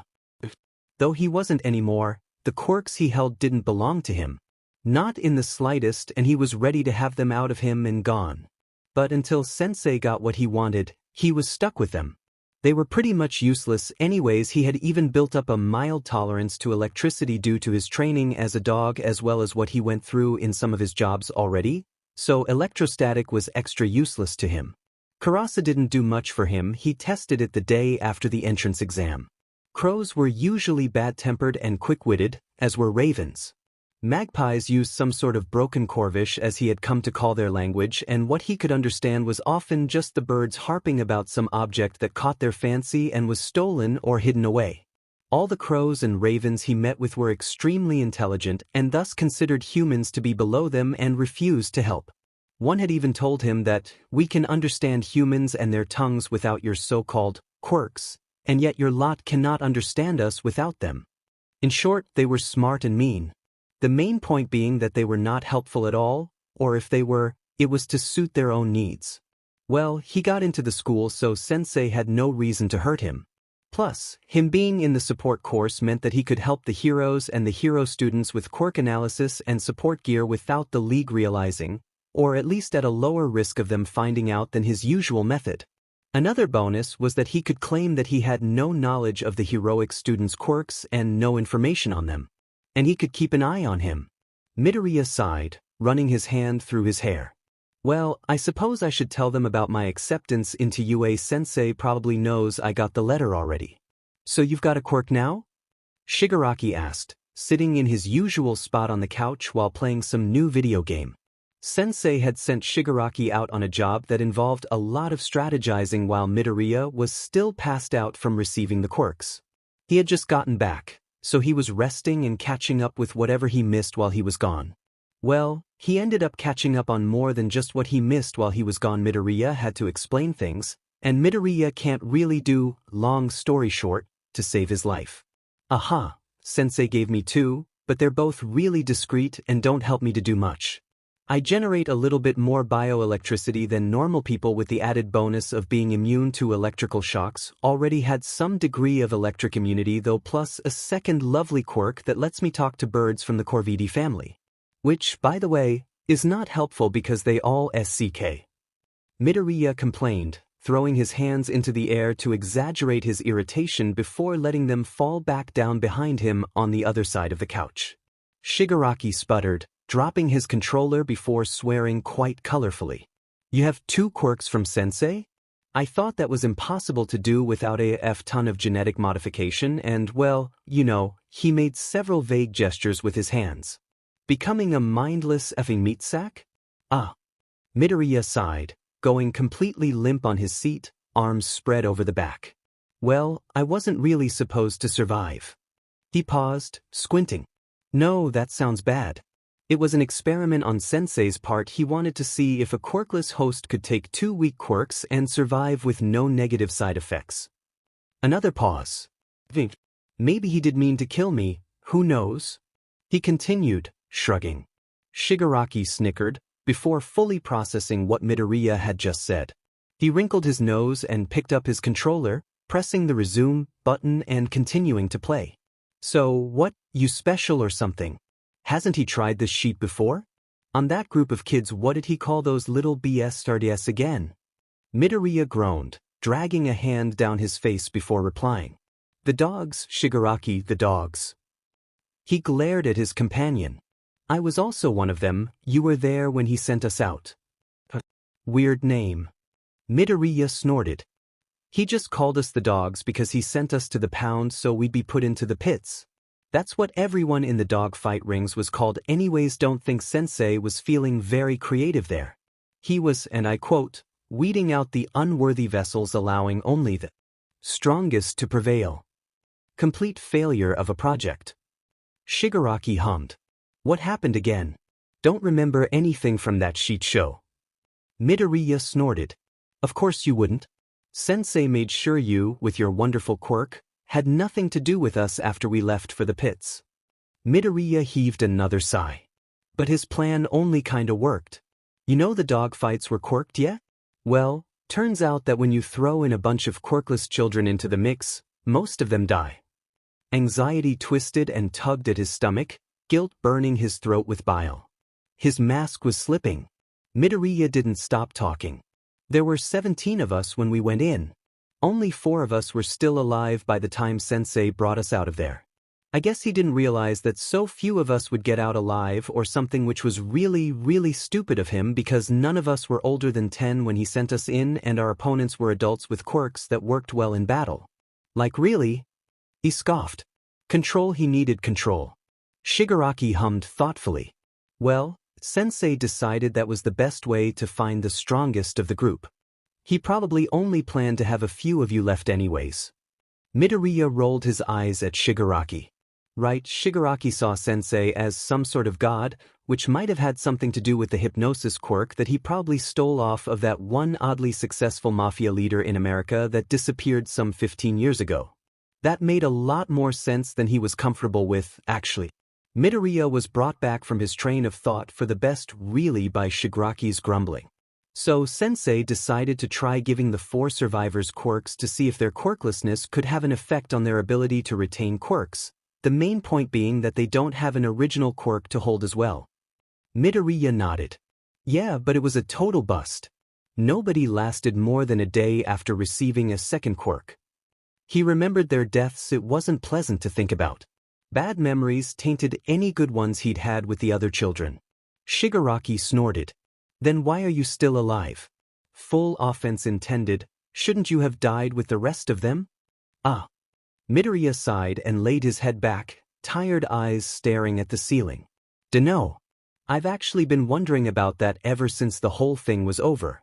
I think something messed with my memories, so it's all a bit blurry after everyone died. More like Sensei messed with his memories. But he couldn't very well say that to Shigaraki, so he just ignored that part. My best guess would be that I survived the longest out of the 4 of us after receiving the quirks, and Sensei decided, for some unknown reason, to take his quirks back and keep me alive. Maybe because I was the youngest of all of us, he took me out there when I was 7. Maybe it was because he found the little gimmicks I made while we were stuck in the pound to use when I was thrown into the pit. Who knows? Shigaraki snorted. Of course you don't remember. Lovely. He paused to think for a moment, a contemplative look on his face. Well, for what it's worth, I suppose I'm not too upset that you survived. He sniggered, not taking his eyes away from his game. One may even say that I'm pleased with your existence here. Midoriya scoffed, though it wasn't too effective, what with the grin he was sure was on his normally zombie-like expression. Shut up, he said, punching Shigaraki lightly in the shoulder. Shigaraki cackled, the sounds of him winning his game blaring out of the television speakers. Whatever. You're not too bad yourself, handyman. Midoriya conceded. Not too bad, he says. You know you love me, P2. Turns out, not every villain was one at heart. The little boy learned that when he spoke to a boy 4 years his senior in the days before being sent away to the dog end, he made a promise that he was bound to keep for more than just himself. Even if the others didn't remember their pact, the green-haired boy did. And he would make sure he kept his word. After all, he always kept his promises. You ready, P2? No, not really. Can I just skip classes like the delinquent you know I am? Why did I have to be the one to do this again? Shigaraki sniggered, the smug little gremlin. You're the only one who's about the right age to be in high school, dumbass. Besides, it's an important quest, so make sure you don't F it up and get caught, P2. He grinned, cackling at Midoriya's discomfort and obvious irritation. Ugh, I don't even. Midoriya growled. I hate you, you know that? Midoriya griped, his half-hearted grumbles only making Shigaraki laugh as he walked away, waving over his shoulder.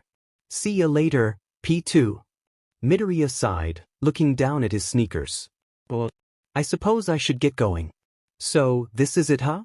He mumbled, standing in front of an unnecessarily large door, or maybe it was necessary, who even knows with quirks these days. Midoriya heaved yet another sigh. He seemed to do that a lot lately before slowly sliding the door open and stepping into his new classroom. Yes, another classmate. Midoriya jumped, his body moving reflexively to the sudden intruder in his bubble. He blinked, realizing that the supposed intruder was one of his classmates and oops, I don't think we're supposed to flip other students into the ground. I should let her go now. I'm so sorry. He squeaked, jumping off of the girl. Why, you just startled me is all. He offered her a hand and helped her up. The mask is gone. Ha! You are an interesting one indeed. Maybe this class isn't so terrible. Perhaps you will become my greatest rival. The girl had bright pink hair and yellow eyes and wearing a pair of goggles on her head. Our rival? I what? Midoriya's old stutter was back and he was so sure it was gone by now, too. Blast. Yes. Midoriya would have asked more questions had Power Loader himself not walked into the class. He needed to get his autograph. Power Loader was easily one of his top 10 favorite heroes.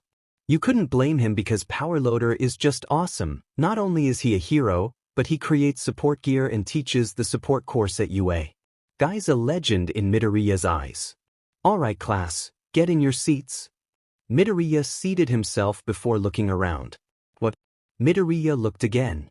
Was everyone absent on the first day, or was their class just really small? He counted only 8 students in the class. Most UA classes had 20, so why? Hello, you all may know me as Power Loader, but in class you will address me as my Majima-sensei, clear? He waited for the murmurs of yes sensei that echoed across the room before he continued. Welcome to Support Course Class 1F, I will be your homeroom teacher this year. He cleared his throat, making sure he had everyone's attention. So, there may be a few questions on why the class is so small. Well, that's because fewer people applied to the support course this year, and even fewer made it in. Nedzu decided that, as a result, he would make your class a bit more, specialized.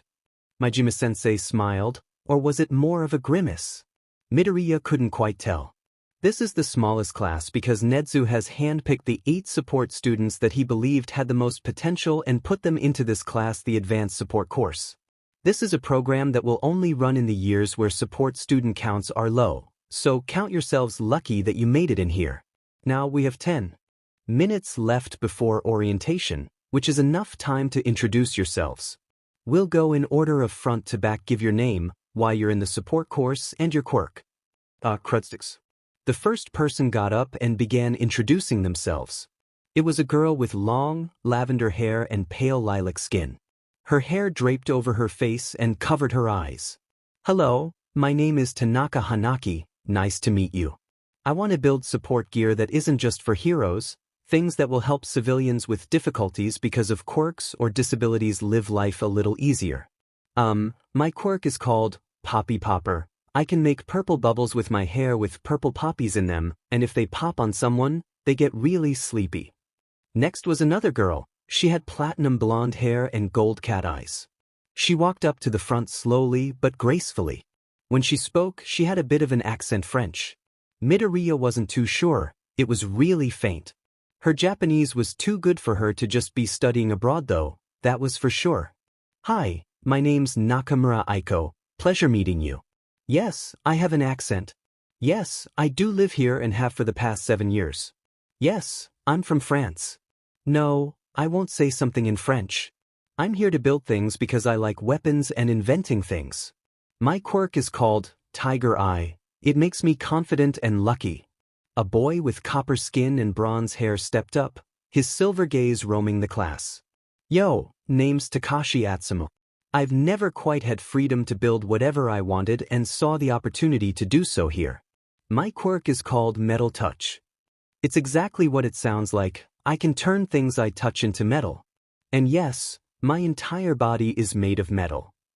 A student wearing a blank mask with 2 vertical lines where their eyes would be walked to the front. They brought a small radio device up with them. My name is Amadashi Ryu. I'm here to build support devices designed for people with difficult quirks. That's why he had the radio. The static voice crackled out of the device, reminding Midoriya a little too much of Sensei and his TV. My quirk is called Radio Static. It lets me control radio waves and broadcast whatever I please on the system.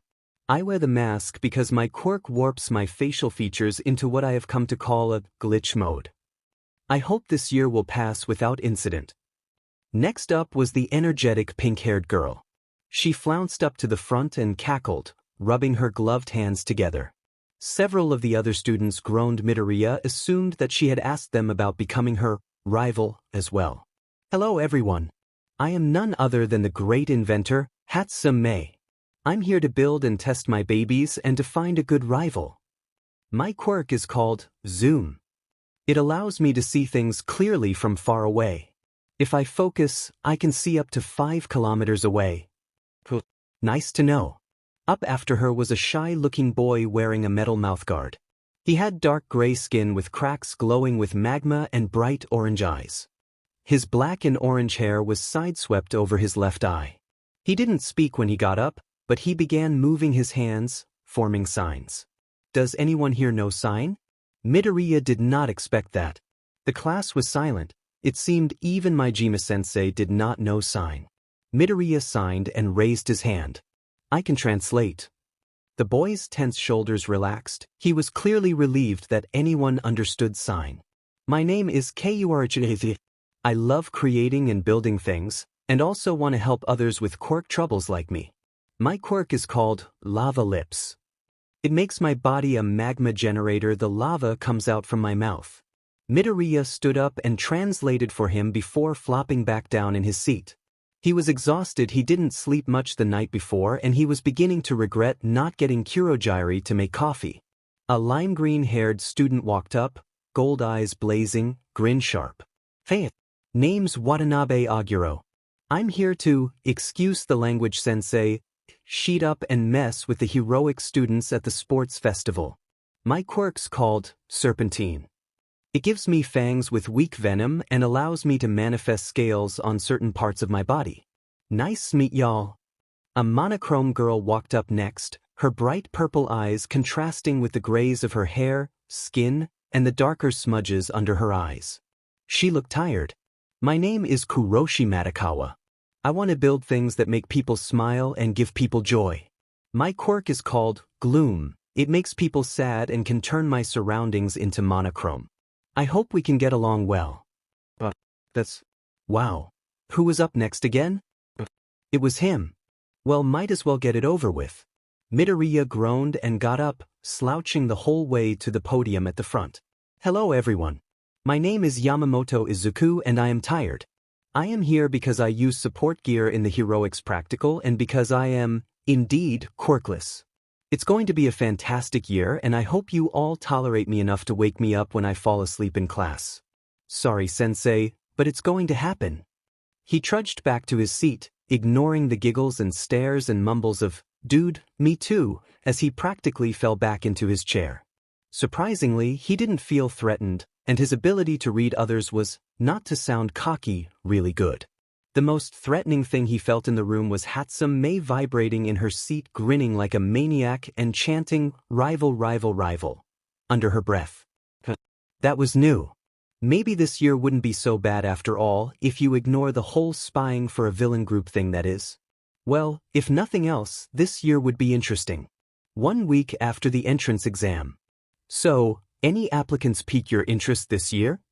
He shuffled his papers and laughed. Why, of course, Aizawa. After all, we have quite the interesting batch of students this year. Aizawa sighed, mumbling a quiet, "Kami save us now," under his breath. Who is it? I'd like to know which problem child has caught your attention, because if they did, they're definitely going to be problematic. Netsu laughed, his beady eyes gleaming with what could only be described as manic glee. Well, of the students accepted into the hero course, the most notable would be either Bakugo Katsuki or Todoroki Shudo, both with strong, highly volatile quirks. Aizawa nodded, already knowing this. However, there was one applicant to the hero course who was placed into the advanced support class that I believe would have been a wonderful addition to your class if it weren't for the school board fighting me on this. Aizawa raised an eyebrow, already knowing that the school board really only got in the way of things that they shouldn't meddle in. Yamamoto Izuku, he scored first in both the practical and the written exams with a total score of 158 points, a new record on the practical exam and full marks on his written test. And from what I can tell from his answers on the more lengthy explanation-based questions, he is incredibly intelligent.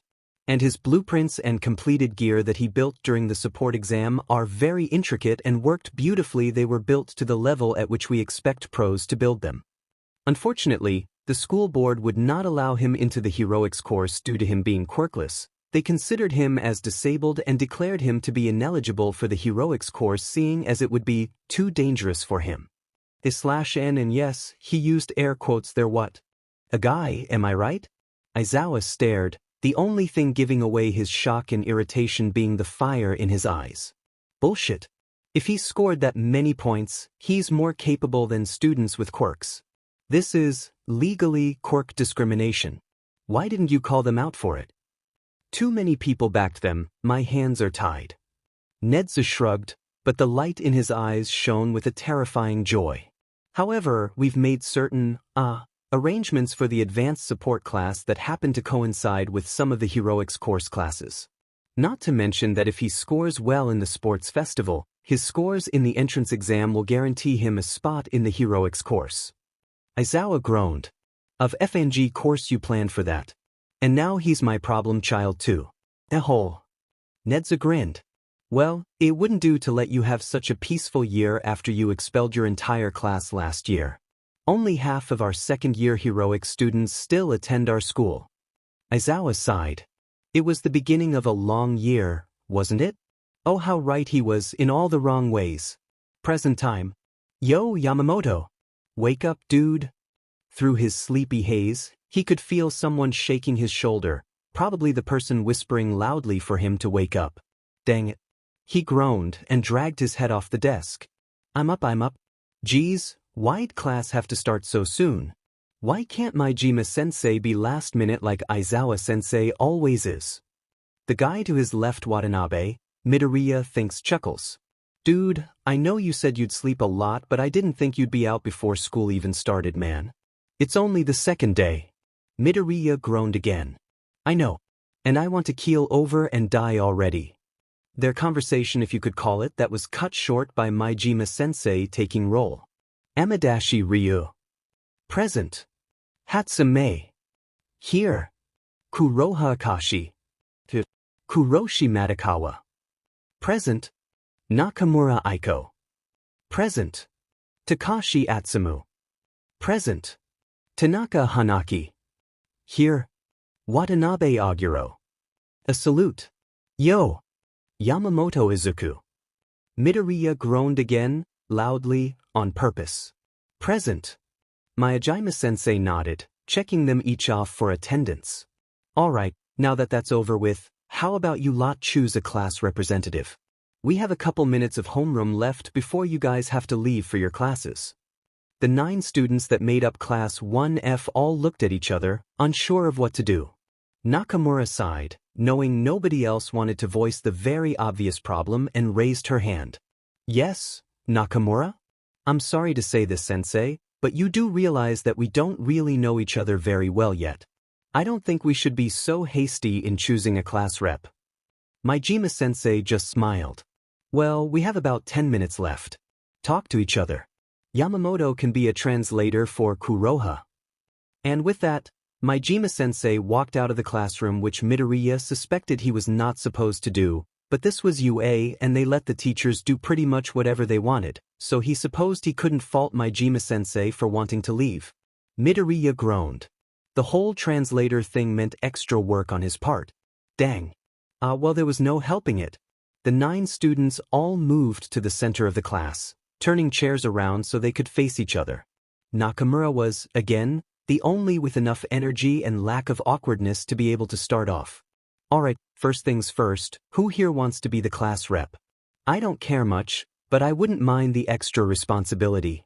Kuroshi hesitated for a moment, looking around at the other students before nervously raising her hand. I don't know if I'm really qualified for the position, but maybe I'll go for vice rep? Watanabe grinned. Well, I'm too lazy and, frankly, I don't give enough sheets to do it. What about the rest of y'all? Kuroha held his hands up, shaking his head in a frantic and obvious no. Well, that was one way to avoid having to use sign. Midoriya didn't mind less work for him. Tanaka shook her head before speaking, voice quiet. I'm not very smart, I won't have time to handle the extra work since I'll need to use the time to study a lot. Takashi nodded. Yeah, I get that. I'm no idiot, but I'll be busy between studying and helping my family with the business. Amadashi stared, back with their blank mask. Social interaction is not my strong suit. I do not enjoy the idea of working with other students and attending meetings. Watanabe laughed. Dude, same. Social interaction is draining. Funny, coming from the loudest, seemingly most extroverted of the class. Well, who else agrees with him? Us antisocials gotta stick together in sullen silence. Their pronouns are they/them. Midoriya mumbled tiredly, face buried in his arms. Oops. Brain-to-mouth filter has stopped functioning. The other students looked at him surprised. Watanabe gaped, yellow eyes wide before turning to Amadashi in a panic. Dude, I am so sorry. I did not mean that in the wrong way. Sheet, sorry, is dude too much? If that makes you uncomfortable, I will stop, because I do not want to make y'all uncomfortable, but, like, I call everyone dude, so Watanabe was rambling at this point, babbling nonsense about offending people. Most people didn't react like that. It's fine. Amadashi's staticky radio cut him off. Thank the gods. I didn't tell anybody about it. It was unintentional and you did not know. I do not mind so much, but I am more comfortable with they/them pronouns if you do not mind using them. If not, he/him will suffice. Their blank-faced mask turned to look at Midoriya, tilting to the side in question.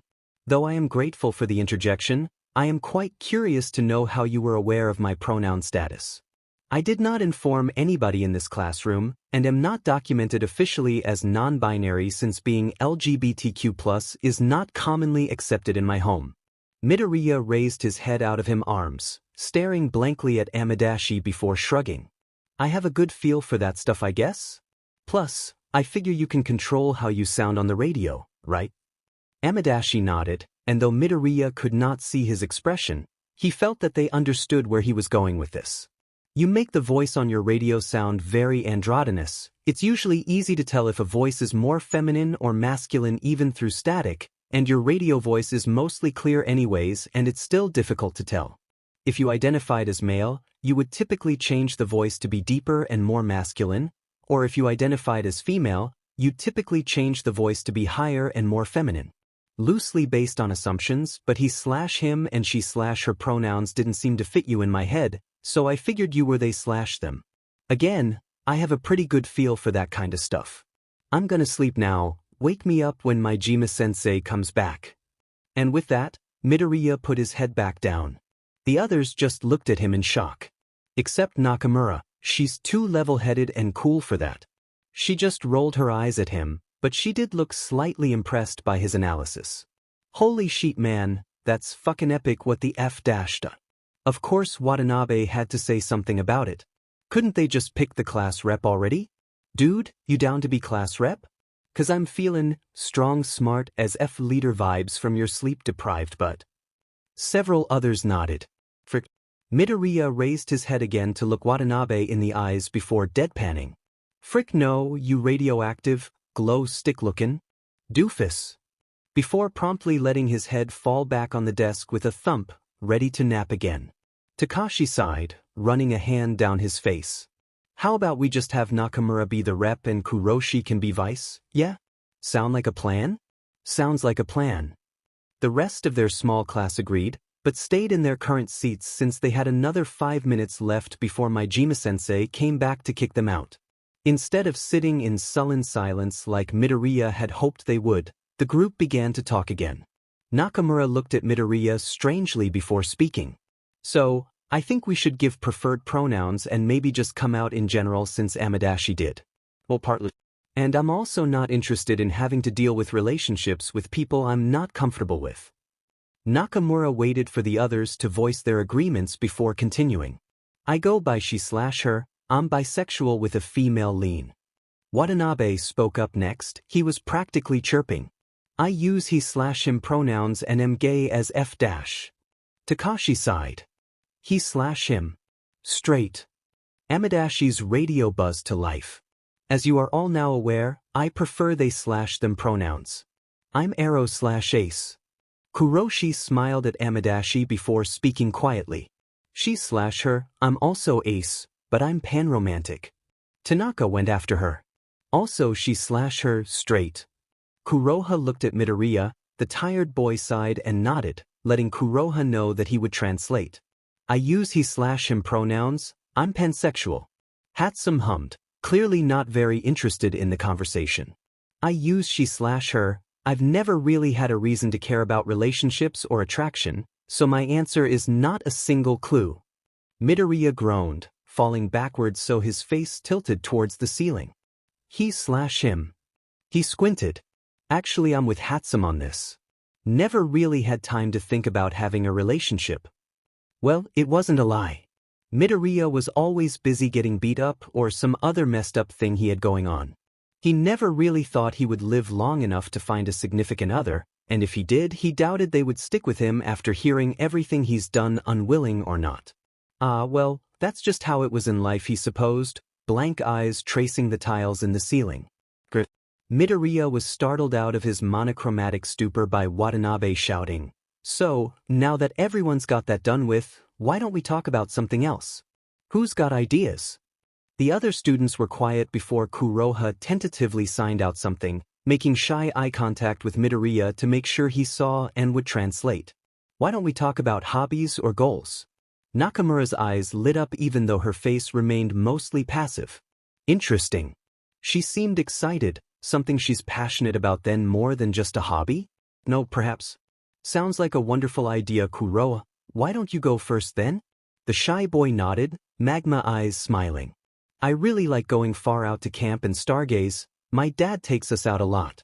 I'm actually really into astronomy. Ask me anything about constellations or planets, moons, galaxies, anything within the field. I love talking about it to others. If you don't mind translating so much, Yamamoto-kun?" Midoriya looked to the boy thoughtfully after he finished speaking for him, before nodding. "Yeah, I can translate for you. Though, it would be more convenient if we built a rapid recognition text-to-speech as a sort of clasp on your forum. We could work on that since the second half of the day is given to us as studio work in the development studio. I wonder," Midoriya shook his head, cutting himself off. "It's been a while since I've been able to think properly about things. I'm probably going to fall back into that mumbling habit soon." "Yeah, I can do that for now." Midoriya pulled a notebook out of his bag and a pencil from his pockets to begin frantically sketching out designs and lines of programming code. He hadn't realized how much he missed real brainstorming, especially to make something he really wanted to build. It was fun. He didn't notice earlier since he was so absorbed in his own thoughts, but after a little more than a minute of his quick-paced idea vomit, he realized that the other 8 students were staring at him in surprise, or in Hatsum's case, excitement. He frowned and paused, looking up at them in confusion.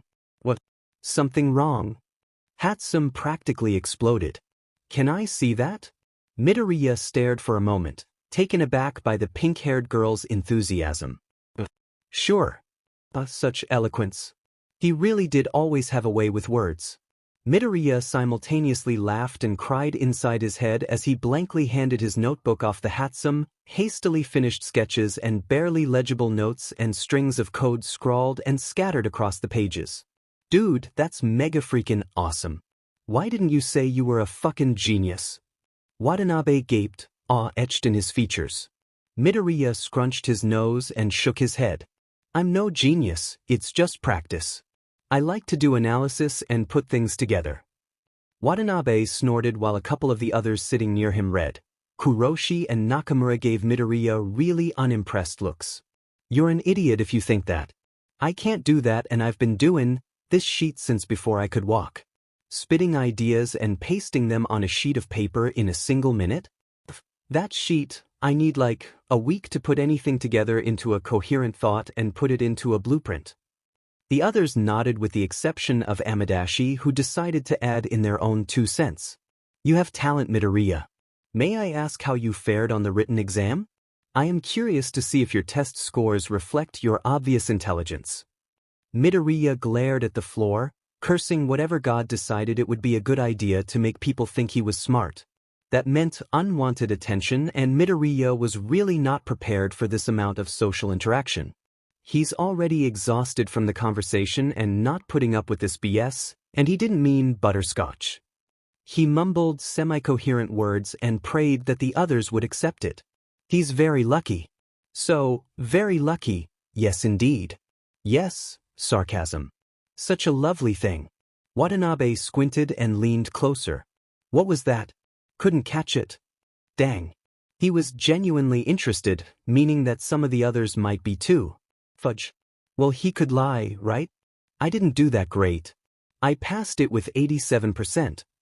Midoriya shrugged, feigning embarrassment and scuffing his shoes on the floor. Majima-sensei's head popped out of the wall and glared at him. Wait, what? I get that I'm a teacher and the whole don't swear in front of students thing, but you know what? You're a FING liar, Yamamoto. I will tolerate many things from my students, but lying about their skills and abilities is absolutely not one of those things. He turned to look at the others, one hand holding the wall. What? Open. That little sheet scored highest we ever FNG seen from someone without an intelligence-enhancing quirk on the written exam. Full FNG marks on Ned's Hell test. We don't expect anyone to score above 70%. So, I agree with the others on this, you filthy little liar. You are a genius. 8 of the 9 students of 1F gaped at him before Watanabe. Of course it was Watanabe. Who else was it gonna be? Pointed at Majima-sensei and asked, in a slightly shaky voice, were you there the whole fucking time? Silence. So yes. Right. Well, I think we're all wondering why the F you were. In the wall, sensei, fix. His voice was higher pitched than usual. Honestly, Midoriya could relate to that. Sensei cleared his throat and stepped fully out of the wall. There are passages built around here that I designed so I could make sure you don't all kill each other. Ah. That's fair. Thank you for the concern, sensei. Yamamoto-kin, is it? Everyone jumped and looked to Hatsum in surprise. Right, she still had his notebook, Midoriya remembered vaguely. Really, this all felt so surreal that he wouldn't be surprised to wake up and find that it was all a dream. These designs are incredible. Would you be interested in a partnership with me? We would make such amazing babies together. Midoriya choked while the rest of the class wheezed. Watanabe, Takashi, and Kuroha, gaped. Kuroshi and Tanaka stared impassively in shock. Nakamura and Amadashi, or began having a mental shutdown. Majima-sensei. An unfamiliar flush rose and burned his skin as he replied in a shrill voice several octaves too high. Make what now together? Hatsum beamed. Babies. You have a brilliant mind, Yamamoto-kin. Paired together with me, we could build the greatest inventions of all time. Oh, Midoriya wheezed as the others began to recover from their previous horror and shock upon realizing that babies were inventions. Of course. This was really going to be an interesting year. Midoriya wasn't sure if that was a good thing or not, but it looked alright. That is, if he didn't die from shock first.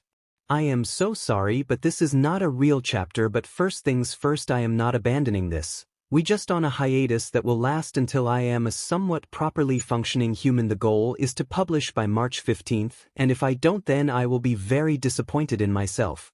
Okay, so if you choose to obliterate me, I will not argue. I apologize to anyone who actually does not think this is godawful and has vague interest in this that I have not updated. I really did mean to put up a new chapter, but it just didn't happen. I'm sorry. So basically, I am an unstable teenager whose writing brain is not having it and whose regular brain is trying to kill them. I am having a rough patch because a junior year and class applications honors or APs B. I can't focus on crud right now or ever really see family issues. D. I came out to my mother about some shiz like my arrow/aceness for the 3rd time and my gender fluidity for the 1st time, and I'm having a bad time because she is not accepting, so back in the closet. I guess just delete my pronouns. It is they now, and probably has always been, I think, just never connected the dots and name wanted to go by Tainim BC. Reasons since my opinion don't matter, and anxiety and the mega sad spikes and insomnia and potential ADHD and HH. Not to mention health problems because my gods I have missed so much class time because of doctor appointments, and I'm so sorry I'm unloading this here, but it's been 3 days and I have had 5 anxiety attacks, 4 of which happened in school/class/exams, and it was not fun and they lasted too dang freaking long. And how's life been treating y'all? Hope y'all are having a grand time because I am dealing with, excuse my language and I really hate swearing, but here we go, major FNG sheet, and I don't like the idea of other people dealing with, again, sorry, major FNG sheet since it's not a good place. So if you are having a hard time, I am sorry. I hope you feel better because this is an absolutely awful experience, and gee wow, I rambling. Sorry. But I really am trying to write. It's kinda tough, but I really do enjoy writing this and want to see it through, and you get the gist of it. Main point is I am still writing. It will be a while until I publish probably, so I'm very sorry about that, but this has not been abandoned. See y'all, and have a good day. I think we all need it. Nim. As it turned out, Class 1F merged with 1C when it came time to attend their normal education classes. Not entirely surprising since 1F was a little under half of what a normal-size class would be, but still a bit of a shock simply because that meant having to teach 29 high schoolers in a setup meant for 20. But the worst part was, they had to introduce themselves. To the entirety of Class 1C. That meant speaking in front of 20 strangers. Moreover, telling 20 strangers that he was quirkless. This was going to be a long day. Midoriya sighed, rubbing his eyes. Student after student went up to the front to introduce themselves. It was lucky that 1F was put in the back of the class. Otherwise he would have been somewhere in the middle since the seating was arranged in alphabetical number. Midoriya made a face at that. No, you're registered as Yamamoto Izuku, remember? You'd still be in the back. Undercover. Midoriya heaved another sigh, listening to see if any interesting quirks would be presented. None of the students really caught his eye until the boy sitting in front of him went up. My name is Shinso Hitoshi. My quirk is brainwashing. He spoke in a completely monotone voice, hands shoved in his pockets and with a slouch, posture feigning boredom but really was just because of exhaustion or fatigue. His breathing pattern gave it away, not quite steady, and a little slower and heavier than it should be. The boy's lilac hair stood up in a wild mane. His hair was messy and he had bags under his eyes that rivaled Midoriya's own. His quirk was brainwashing, so that meant it was a mental quirk, probably affected his sleep. Chances of having sleeping problems were higher in those who had mental quirks, especially in more powerful ones like what Shinso seemed to have since the name was so straightforward. It was likely that he either had nightmares or insomnia voices. Likely, since he was haunting others' minds and has probably used his quirk at least once before, otherwise he wouldn't know what it was. Controlling somebody's body probably meant holding their mind as well, which almost certainly left a mental imprint on the user. It had to have a trigger. All mental quirks either had a limitation, a drawback, or a trigger. The most common in quirks with a brainwashing or hypnotizing effects typically had verbal, auditory, or tactile triggers. Midoriya frowned. There were vague scars on the boy's cheeks, so faded that he wouldn't have noticed if he wasn't looking. That suggested having to wear something over his face, like a muzzle, for extended periods of time. Signs of quirk discrimination and abuse. He pursed his lips, thinking as he ran the introduction through his head once more. Shinso also seemed quiet, words stilted and phrased to be short, blunt, minimal. Probably taught to speak like that young, and that was incredibly unhealthy. The conditioning to talk like that pointed towards him having a verbal activation trigger. He seemed outwardly hostile, though Midoriya read it more as wariness. Quirks like his were often considered villainous, so it was safe to assume some sort of bullying or isolation outside of the house. Obviously home was not somewhere he wanted to be. Nobody appreciates being muzzled or beaten into speech patterns that aren't really yours. Before he knew it, he had already begun a passage in his notebook on Shinso and his quirk. It was fascinating, really, and when had he pulled out his notebook again? He slipped in an encoded note on the top corner of the page, shows signs of abuse, see how we can change that. He was knocked out of his hastily scribbled musings when a boy a few seats in front of him snorted loudly. Midoriya raised an eyebrow, unimpressed. The student Reito Renshiro. Quirk, shock absorption. Literally he absorbed electricity instead of being shocked. He said something about wanting to be in the hero course, yada yada yada. Sneered. What? Not gonna tell us anything about yourself. The prompt was to share your name, quirk, and a goal or hobby. Midoriya groaned again, loudly, to get the attention of the other students before the teachers could butt in to say anything. He didn't trust them to help. Quirk discrimination was a thing because of adults encouraging the belief in kids. Can you shut up? It's too early in the morning to deal with this. Midoriya rolled his eyes, snickering when Reito spluttered. You. Present Mike intervened while Majima-sensei just sighed. Now, here it comes. Teachers always defended people with better quirks. If Shinso doesn't want to share anything about himself, he doesn't have to. It'd just a little bonus for you guys to get to know each other better. Because of course they wow. Wait, what? Present Mike continued, to the surprise of every student. Now, you are required to state your name and quirk, but that third bit is optional. Why don't you head back to your seat so we can continue? Shinso nodded and shuffled back to his seat. That was unexpected, to say the least. But not unwelcome. Yo, Yamamoto, it's your turn, dude. Midoriya jerked, eyes wide as he looked to his left. Watanabe grinned at him, pulling his arm back from where he'd poked Midoriya to get his attention. Thanks, Watanabe-san. The green-haired boy flashed him a thumbs up as Midoriya got up from his seat, closing his notebook and flipping it so nobody could see the cover. It was stupid, but he had written UA Analysis Book Number 1 on the front in permanent marker. It made him feel important. It reminded him of his family. He slunk, because there was no better word for it, to the front of the class. I'm Yamamoto Izuku. I'm quirkless. He screwed up his face when people started whispering. Quirkless? Is that still a thing?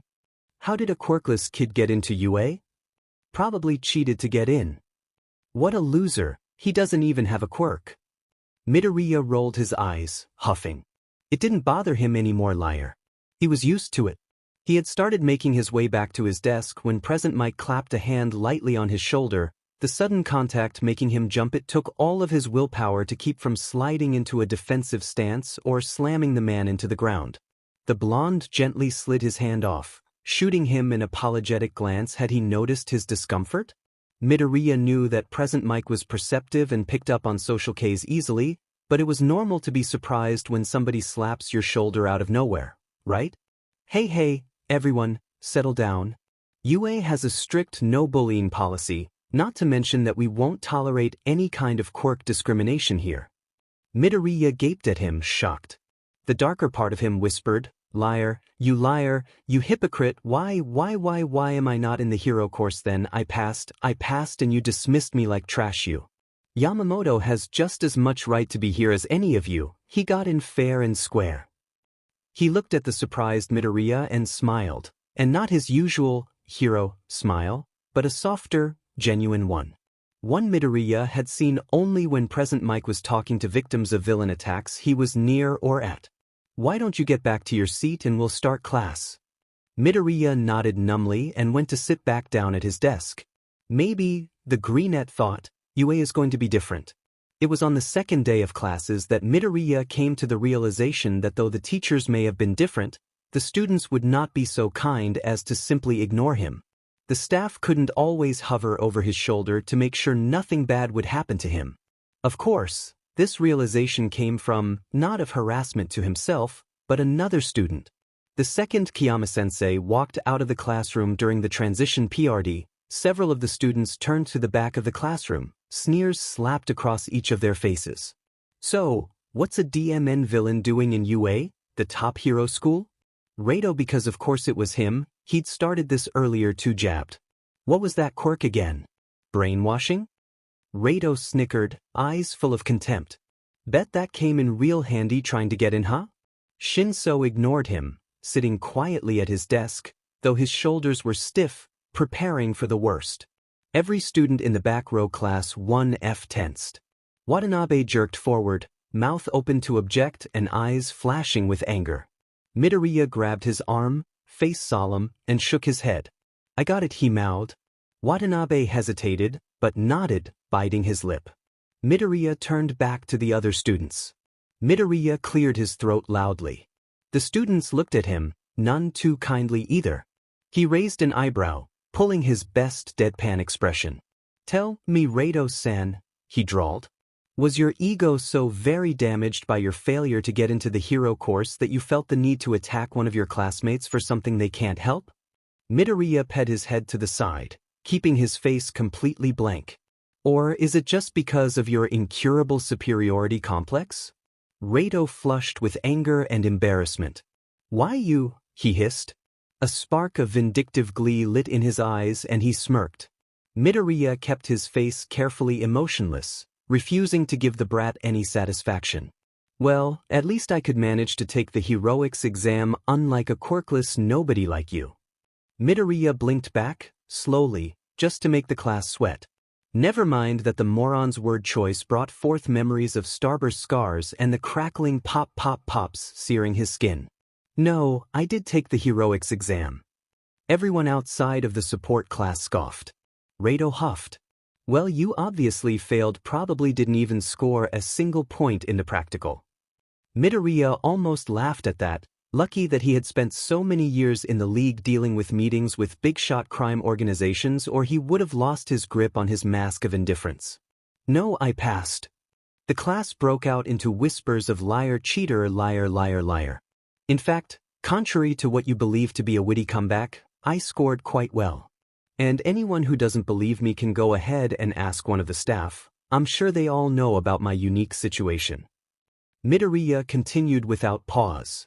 The only reason I'm here instead of the hero course is because the members of the school board are all foolish bigots who refuse to acknowledge that a quirkless boy could outdo all the students with a quirk. Rado turned red again, this time mostly with anger. If Midoriya was being completely honest, it really was a terrible look on him. Too bad he didn't much care. The guy had to learn when he was beat, or he'd get eaten alive or stabbed in an alley somewhere. He opened his mouth to make a fool of himself once more when Midoriya heard footsteps nearing their door. Light clicking, nearly inaudible to even his own sensitive hearing, moderate pace. Ectoplasm. You might want to keep quiet now. Sensei's almost here. Staring woodenly at the other students' shocked faces, he rested his cheek on his palm, half feigning boredom. You've got 6 seconds. He held his other hand up, putting a finger down with each count. 4, 3, 2. His eyes slid to the door. 1. He put the hand down the second. Ectoplasm Sensei walked into the class, sliding the door open. Once again, the class was left with their mouths open as they stared at their sensei in shock. Well, most of 1F was trying not to laugh. Hatsum-san was busy playing with spare parts she'd pulled from her pockets, and Shinso just stared at him with wide eyes. Midoriya frowned. Far right corner of the class, second row. Fukuda Kanjo, quirk, empathy. Midoriya winced internally. That would do it. She was quiet, reserved, though it made a lot of sense considering her quirk. He felt bad for her. He knew he didn't have a good time feeling his emotions, and he was used to them. She watched him too, albeit with a lot more subtlety than the rest of 1C seemed capable of. He should have clocked her for her quirk when he heard her intro. He was getting rusty with infiltration, and his situational awareness needed work. He'd have to fix that over the weekend. Midoriya hoped it wasn't a full-on empathy quirk where the user felt everyone's emotions full blast. That was a recipe for trauma and a disaster. Midoriya let his eyes drift to the window he sat by, thinking absent-minded thoughts to keep from stewing. He hated stewing. Always circled back to how life esigi. Yamamoto-san, please pay attention. Midoriya slowly shifted his gaze to settle back on the blackboard. Sorry, sensei. Ectoplasm sighed. It's fine. Do you need me to repeat what we've gone over already? Gone over already? Midoriya wondered. It can't have been that long, right? He glanced at the clock and mentally face-palmed. He'd missed 30 minutes of the lecture with his head up in the clouds. He must have been spacing for a while. No, that's fine. Ectoplasm tilted his head to the side. Are you sure? What kind of question was that? Was he not supposed to know how to do math? No, this was definitely a trick question. Midoriya squinted at the board, looking at the equations before he shook his head. It's fine, sensei. Ectoplasm nodded slowly, then tapped one of the more complicated equations with his pointing stick. Then you wouldn't mind solving this one for us, Yamamoto-san? Midoriya hummed, looking it over quickly. Answers 3.162. He yawned, tired from the all-nighter he'd pulled the night before, and laid his head down on his arms, making sure that he kept his eyes on the board so Ectoplasm couldn't call him out for it. Ectoplasm startled. You're not coming up to check it? Midoriya looked at him, puzzled. Check it? His brow furrowed in confusion before realization dawned. Oh, no, it's fine. I'm good at mental math. Doing the extra work is a waste of time. A soft voice spoke out while everyone gawked at him. It wasn't that odd to do the math in his head, right? It wasn't like it was hard. He's right, sensei. Everyone turned to look at Fukuda, who had a calculator in her hands. Ectoplasm sighed. He muttered something, just quiet enough that most people wouldn't hear, and none of the students had a hearing augmentation quirk. Midoriya managed to catch what he said. Nedzu was right, and I hate it when he's right. Before he could try and guess what ectoplasm meant by that, the man heaved another sigh. Yamamoto, how far ahead are you in this class? Midoriya made a face and shrugged. I wouldn't say ahead. But I never took exams for anything I studied outside of school, so I don't really know. But I don't think ISCK at it, sensei. Ectoplasm nodded. You're excused from class to head to the principal's office. He has a special exam he would like you to take after receiving reports on your performance in class. He will give you the rest of the details. Midoriya stared at him. Is that allowed? Ectoplasm nodded. There is no specific rule that prevents him from testing you personally. Midoriya really wasn't the kind of person who swore but if this was bad. If sensei found out that Nedzu was interested in him, he'd get pulled and punished for attracting unwanted attention. He didn't even know what he did to warrant a meet with the principal on the second day. Midoriya sighed before straightening and knocking on the door. Come in. Midoriya made a face, schooling his expression into something more neutral as he walked into the office. I'm Yamamoto Izuku, you wanted to see me? The rat grinned, an unholy gleam in his eyes. Of course. Have a seat, Yamamoto-kun, we have much to discuss. But first, he gestured to the ceramic teapot on his desk. Would you care for some tea? So, Nedzu smiled. Tell me about yourself. Midoriya blinked. And blinked again. He hesitated another moment before questioning the rat. Sorry? You want me to what now? Tell me about yourself. Nedzu responded, all too cheerful for Midoriya's liking. His incredulous gaze turned wary as he assessed the rodent. He definitely has ulterior motives, but for what? Midoriya shifted. What would you like to know? Nedzu's eyes practically sparkled at the question. Oh, this and that. Hobbies, perhaps. Favorite subjects? Things that interest you.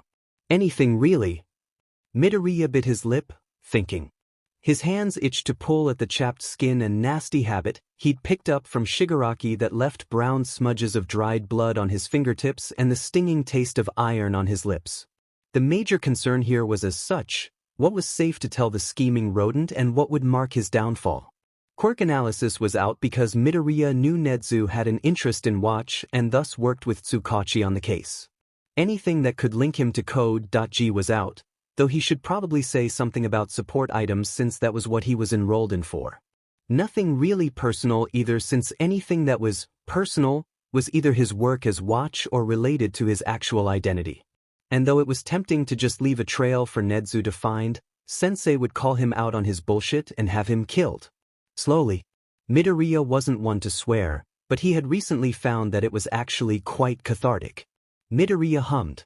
I suppose a hobby of mine would be designing support gear. Though I don't usually get to experiment too much since material is expensive. I also enjoy reading. I have a preference for mystery novels, though I'm not too picky. As for favorite subjects, well, I am fairly comfortable with the sciences. A bit of the truth mixed in with the false. Nedzu could probably sniff out a lie as quick as Tsukachi, but if he played this right, he wouldn't get caught. Hopefully. Nedzu grinned, the unholy gleam in his eyes only getting sharper. Fantastic. Now, Yamamoto-san, how would you like to take an exam? Midoriya frowned at that. An exam? Yes.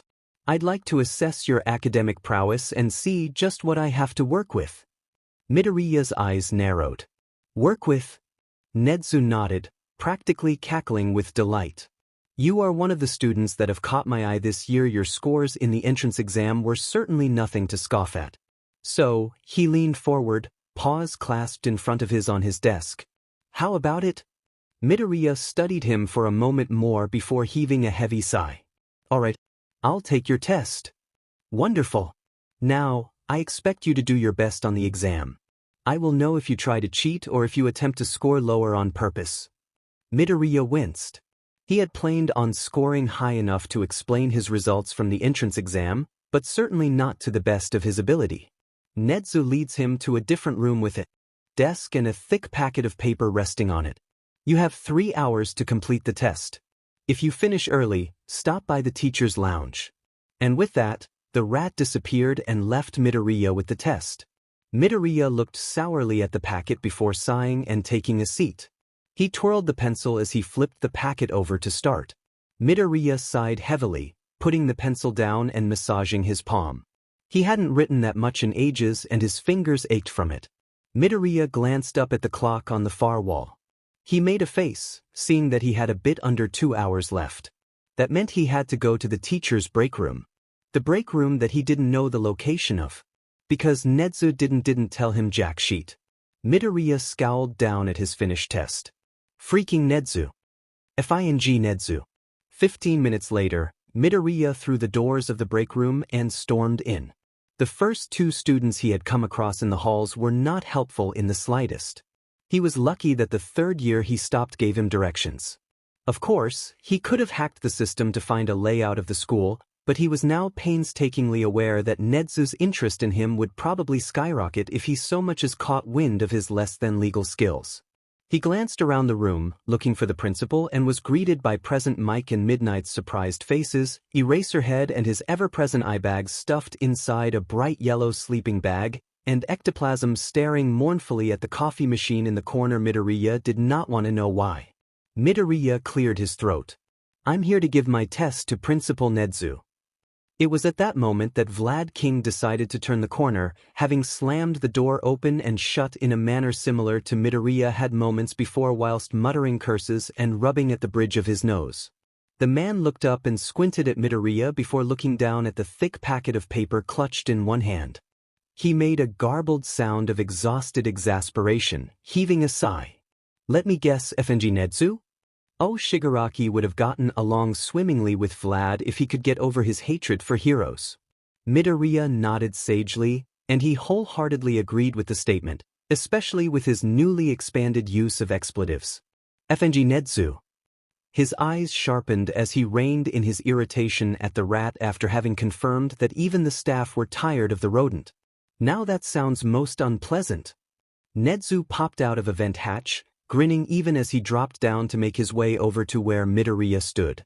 Midoriya scowled, the principal's ridiculously and so incredibly false chipper tone grating his already wound nerves. Yamamoto-san, I didn't expect you to finish early. Midoriya narrowed his eyes at him. Liar. You're the most, if not then one of the most intelligent beings alive, so don't pull that with me. Have your stupid exam back. Nezu beamed as he took the papers from him. Well, I would hardly call it stupid. Quite advanced material, really. He hummed, flipping through the sheets too fast to do much more than skim the answers. Of course, with an intelligence quirk of his caliber, it was probably enough to judge the answers accurately. No, it was so stupid. And don't you dare tell me that you forgot to tell me where the staff room is, because I know you knew what you were doing. Now, I'm tired and about to miss the open studio hours in the workshop, and I refuse to be here when I could be building, so may I please leave? Midoriya huffed, fingers twitching, a familiar push-pull to a rhythm only he could hear as the dry and torn skin of his fingertips rasped together. He brought a hand to massage the junction between his shoulder and his neck, all while glaring at the principal and cursing his lost rest the night before. He was always irritable after the first day after an all-nighter. Of course. I look forward to seeing what you bring to Yue Yamamoto-san. Aizawa cracked an eye open after the hot-blooded boy left. That's the kid you were so interested in? Hisashi flipped around to give him a pointed look. Aizawa stared right back, keeping his gaze even. Indeed. And he is quite the intriguing character. He cackled, having finished reading over the boy's answers. The look of a gleeful predator settled over his eyes. So, tell me, what's your first impression of Yamamoto-san? Aizawa glared. Hisashi knocked him with his elbow and Aizawa sighed. He looked to the ceiling. Smart, too smart if your increased manic energy is anything to judge by. Strong too, knocked the doors hard. Light on his feet, barely heard him on his way over. Tense, ready to bolt. Flighty. Clocked the occupants in the room first thing and exit second. He's high-strung, probably anxiety with his age. Doesn't sleep well. Has compulsive behaviors from the look of it too, he probably picks at the skin by his nails.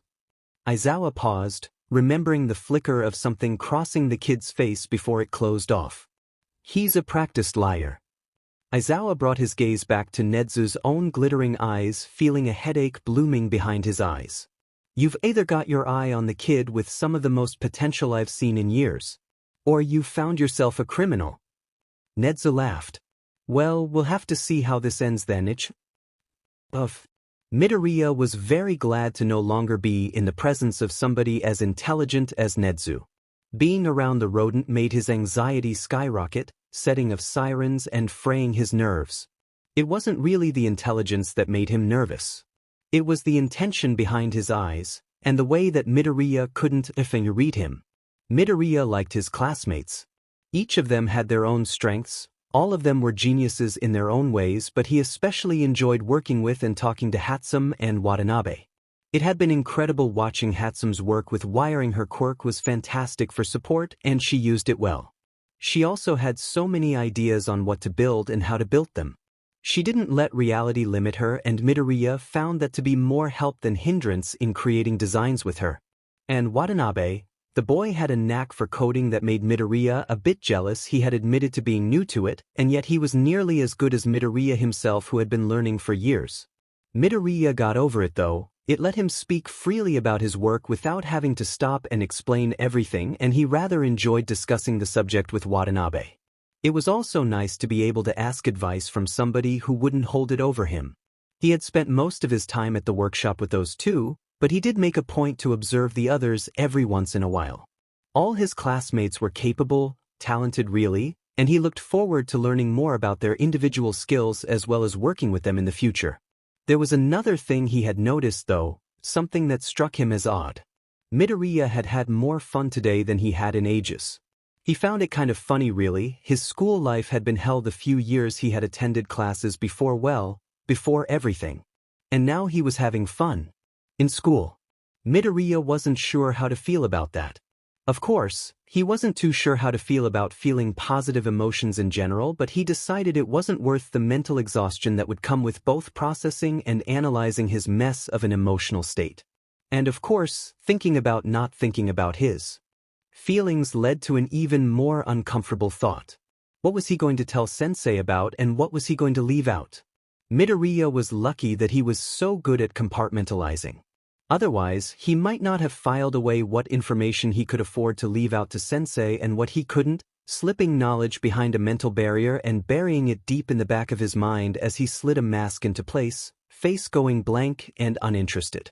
Midoriya made his way around the street corner, walking into an alley and stopping at the back entrance of the bar. He pulled a set of keys out of his pocket, the sound of metal on metal rattling in his ears louder than it should be. He slipped the key into the lock, the loud clack of the bolt sliding back condemning as ever. Midoriya slipped through the door with all the grace of an assassin, which he both was and wasn't. An assassin killed people, either for a living or for fun. Real assassins knew how to keep from being caught, being found. They left no traces behind and faced life from behind, ready to stab anyone in the back for their own benefit. Ruthless killers. Midoriya was trained in the art of subtlety, of keeping secrets and silence, hitting where it hurts. He had the skills of an assassin, and a talent for it too. He just didn't have the heart for it. Or rather, he didn't have the heartlessness or the emotional detachment that one acquired from that lifestyle. He couldn't kill anyone if he wanted to. Midoriya pulled himself away from that particular train of thought, best to leave that demon to sleep under the surface. He made his way down the hall, coming out around the bar. He nodded to Kurojuri before sliding into a stool 2 seats away from where Shigaraki was nursing a glass of whiskey. "Yo, Shigaraki." Shigaraki looked up at him, squinting in the dim lighting and snorting softly as he recognized him. "P2. You done with classes already?" Midoriya nodded as he accepted a glass of apple juice from Kurojuri. Shigaraki snorted at his beverage of choice. "Got anything to report?" Midoriya sipped his juice, gaze unfocused. "Not really, support kids don't meet up with heroics. No sign of All Might either." He glanced at Shigaraki, a wry smile curling at the edge of his lips. "I could tell you a CRP ton about Gen Ed or support though. The students anyways." Hard to get a read on the teachers while they're just, well, he made a vague gesture with the hand holding his glass. Teaching. Shigaraki snickered. Whatever. You know I don't give a shit about the NPCs, so don't bother. Midoriya made an exaggerated, offended noise. But Shigaraki, I was looking forward to telling you all about my classmates' inferiority complexes. It was going to be the shining point of my day. Shigaraki glared at him, but was betrayed by a twitch of his lips. Midoriya smiled, but toned it down so Kurojairi wouldn't ask him about it.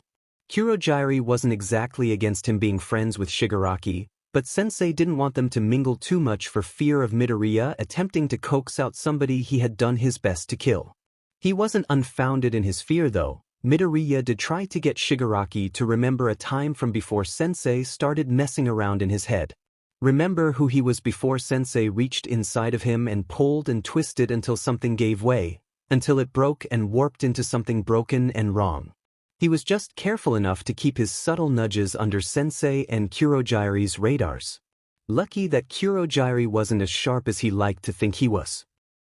Kurojairi sent Midoriya out as Code.G that night on Sensei's order, of course. He said they had to keep up appearances, lest the heroes get suspicious. Normally, Midoriya would have argued that the heroes wouldn't care that someone as small-scale as Code.G disappeared for a few months. Even if the police voiced concerns to them, most heroes would just ignore them. Unfortunately for Midoriya, he had caught Eraserhead's attention. Eraserhead would notice that sightings of Code.G had stopped and get suspicious.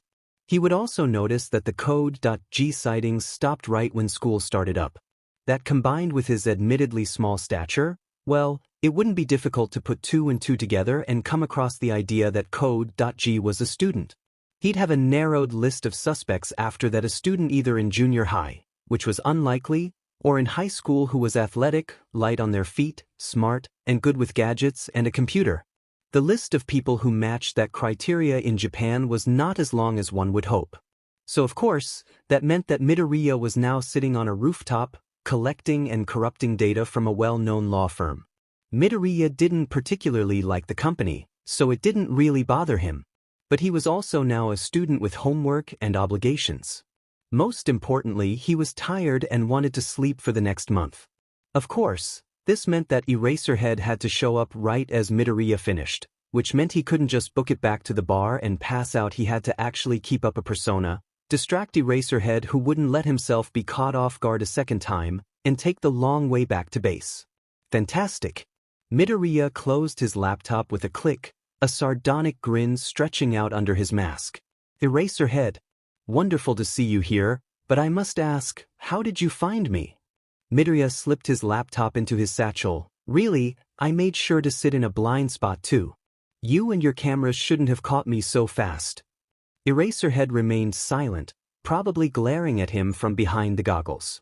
Midoriya turned around, another stupid remark dying on his lips when he noticed the change of presentation. Eraserhead wore his usual night gear, but he also wore fingerless leather gloves, a utility belt clipped around his waist, and a knife strapped to his thigh. Even more, his hair was tied back into a bun, so it wasn't just floating around while Midoriya assumed he was using his quirk. He felt a rush of pride and something suspiciously close to joy push its way into his chest because Eraserhead took his advice. Granted, it was advice from Watch, who was not Code.G, but it was still Midoriya, and that means that some of the heroes are using the tips he left for them in the notebooks he handed Tsukachi. That was definitely something to be happy about, especially since most of the heroes would ignore his advice when given. But Midoriya looked up to Eraserhead, and so the man taking his advice actually meant something to him. Midoriya laughed but very mockingly, just to keep in character. What's with the new costume, Eraserhead? Old one wasn't cool enough for you?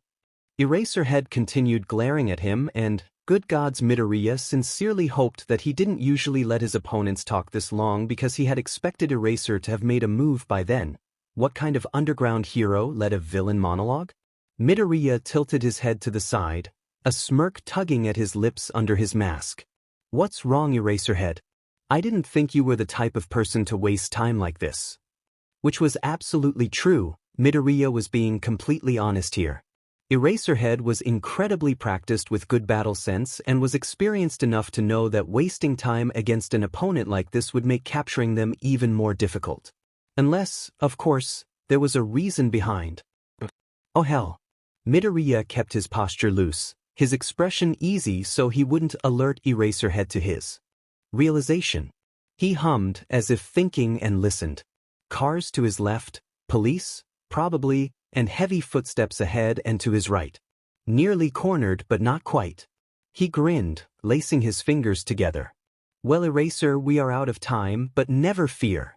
I'll be going tonight, but I'm always near. Midoriya sang, cackling as he jerked backwards and let himself fall. He heard Eraserhead shout, the clacks of firearms rattling as shoes pounded against pavement. Midoriya twisted as he fell, slapping his hands onto the walls to let his new and upgraded, he was really quite proud of them gloves help slow his fall and landed neatly on his feet at the bottom. He shot down the alley, policeman hot on his tail and his hands in his satchel. His fingers found one of his aluminum canisters and a netted pouch and he yanked them out of his bag, popping the top of the can and rolling it behind him, waiting to hear the hiss of smoke filling the space behind him before he loosed the marbles in the pouch and sent them rolling across the ground. He laughed as he heard shouts from behind, officers slipping on the marbles and crashing into each other. Midoriya turned the corner, skidding to a stop as Eraserhead dropped in front of him, scarf already shooting to wind around him. Midoriya leapt to the side, rolling to break his fall and darted forwards, swinging himself onto the fire escape on the side of the building. He heard Eraserhead curse from behind him and the clang of metal as he followed. Up on the roof, Midoriya sped across, jumping another 2 buildings down before sliding down the walls and ducking behind a dumpster. His head start gave him the chance to slip down into the alley unseen since Eraser took a while to get to the rooftops. Midoriya frowned. Not that he wasn't grateful for the escape, well he was and he wasn't. Sensei couldn't beat him and who knows who else for his failure this way though, but Eraser was usually faster than that. He must have been injured somehow, which wasn't exactly surprising considering his profession, but it wasn't a good idea for the man to be patrolling if he was injured enough to be slowed down. Midoriya sighed as he slid his mask off, pulling his hoodie over his head and unclipping his utility belt to shove into the tote bag he kept in his satchel, stuffing said satchel into it as well so he was left in a black long sleeve and dark gray jeans. Midoriya pulled a hair tie off to his hair up into a quick bun and slipped onto the street. Lucky that the area had a lot of clubs and bars around, otherwise the night crowd would be a lot harder to get lost in. Midoriya didn't much expect his luck to last. How the hell did these reporters manage a break-in? Isn't UA supposed to be known for their high security? Midoriya shrugged, eyes glued blankly to the ceiling. Watanabe frowned and poked him in the arm. Dude, aren't you, like, curious about it? Even a little?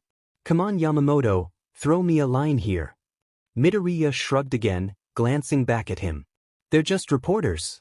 Why should I care? It's not like they'd be interested in support, so they wouldn't bother us. I guess you're right, but that also kinda stings, dude. Midoriya's lips quirked into a wry smile. Doesn't stop it from being true. Hatsum snickered as Watanabe mimed being stabbed in the heart, eyes still glued on the mess of wires and circuitry she had been fiddling with. Midoriya smiled, bone-tired from lack of sleep and overall rest. Well, a combination of his poor sleeping habits and all the information he had on what really happened. He wouldn't have believed it if he didn't have so many secrets weighing him down, but it turned out that knowing important things and not being able to tell other people about it really dragged on your health. Knowing that it was Shigaraki who broke into the school definitely didn't help. Midoriya was trying very hard not to be upset by that. And by the fact that apparently nobody thought to inform him that there was going to be a break-in at the school he was acting as a spy in. Granted, Sensei didn't trust Midoriya enough to tell him everything, but he also could have asked if Midoriya could get whatever information Shigaraki was sent to get before risking Shigaraki. It was probably messed up for him to wish that Sensei trusted him more so that he could find a better angle to stab him in the back with. Midoriya sighed. It was all going to go to hell soon, wasn't it? Midoriya hated being right. All right kids, morning announcements. Your principal decided that there should be a last-minute change in schedule. Our class will be joining with 1A on their field trip to USJ. You will be bringing some of your projects with you for experimentation purposes. The field trip is in a week, and you have been excused from your core classes so you have more time in the workshop. That time starts now. Get building. Plus Ultra.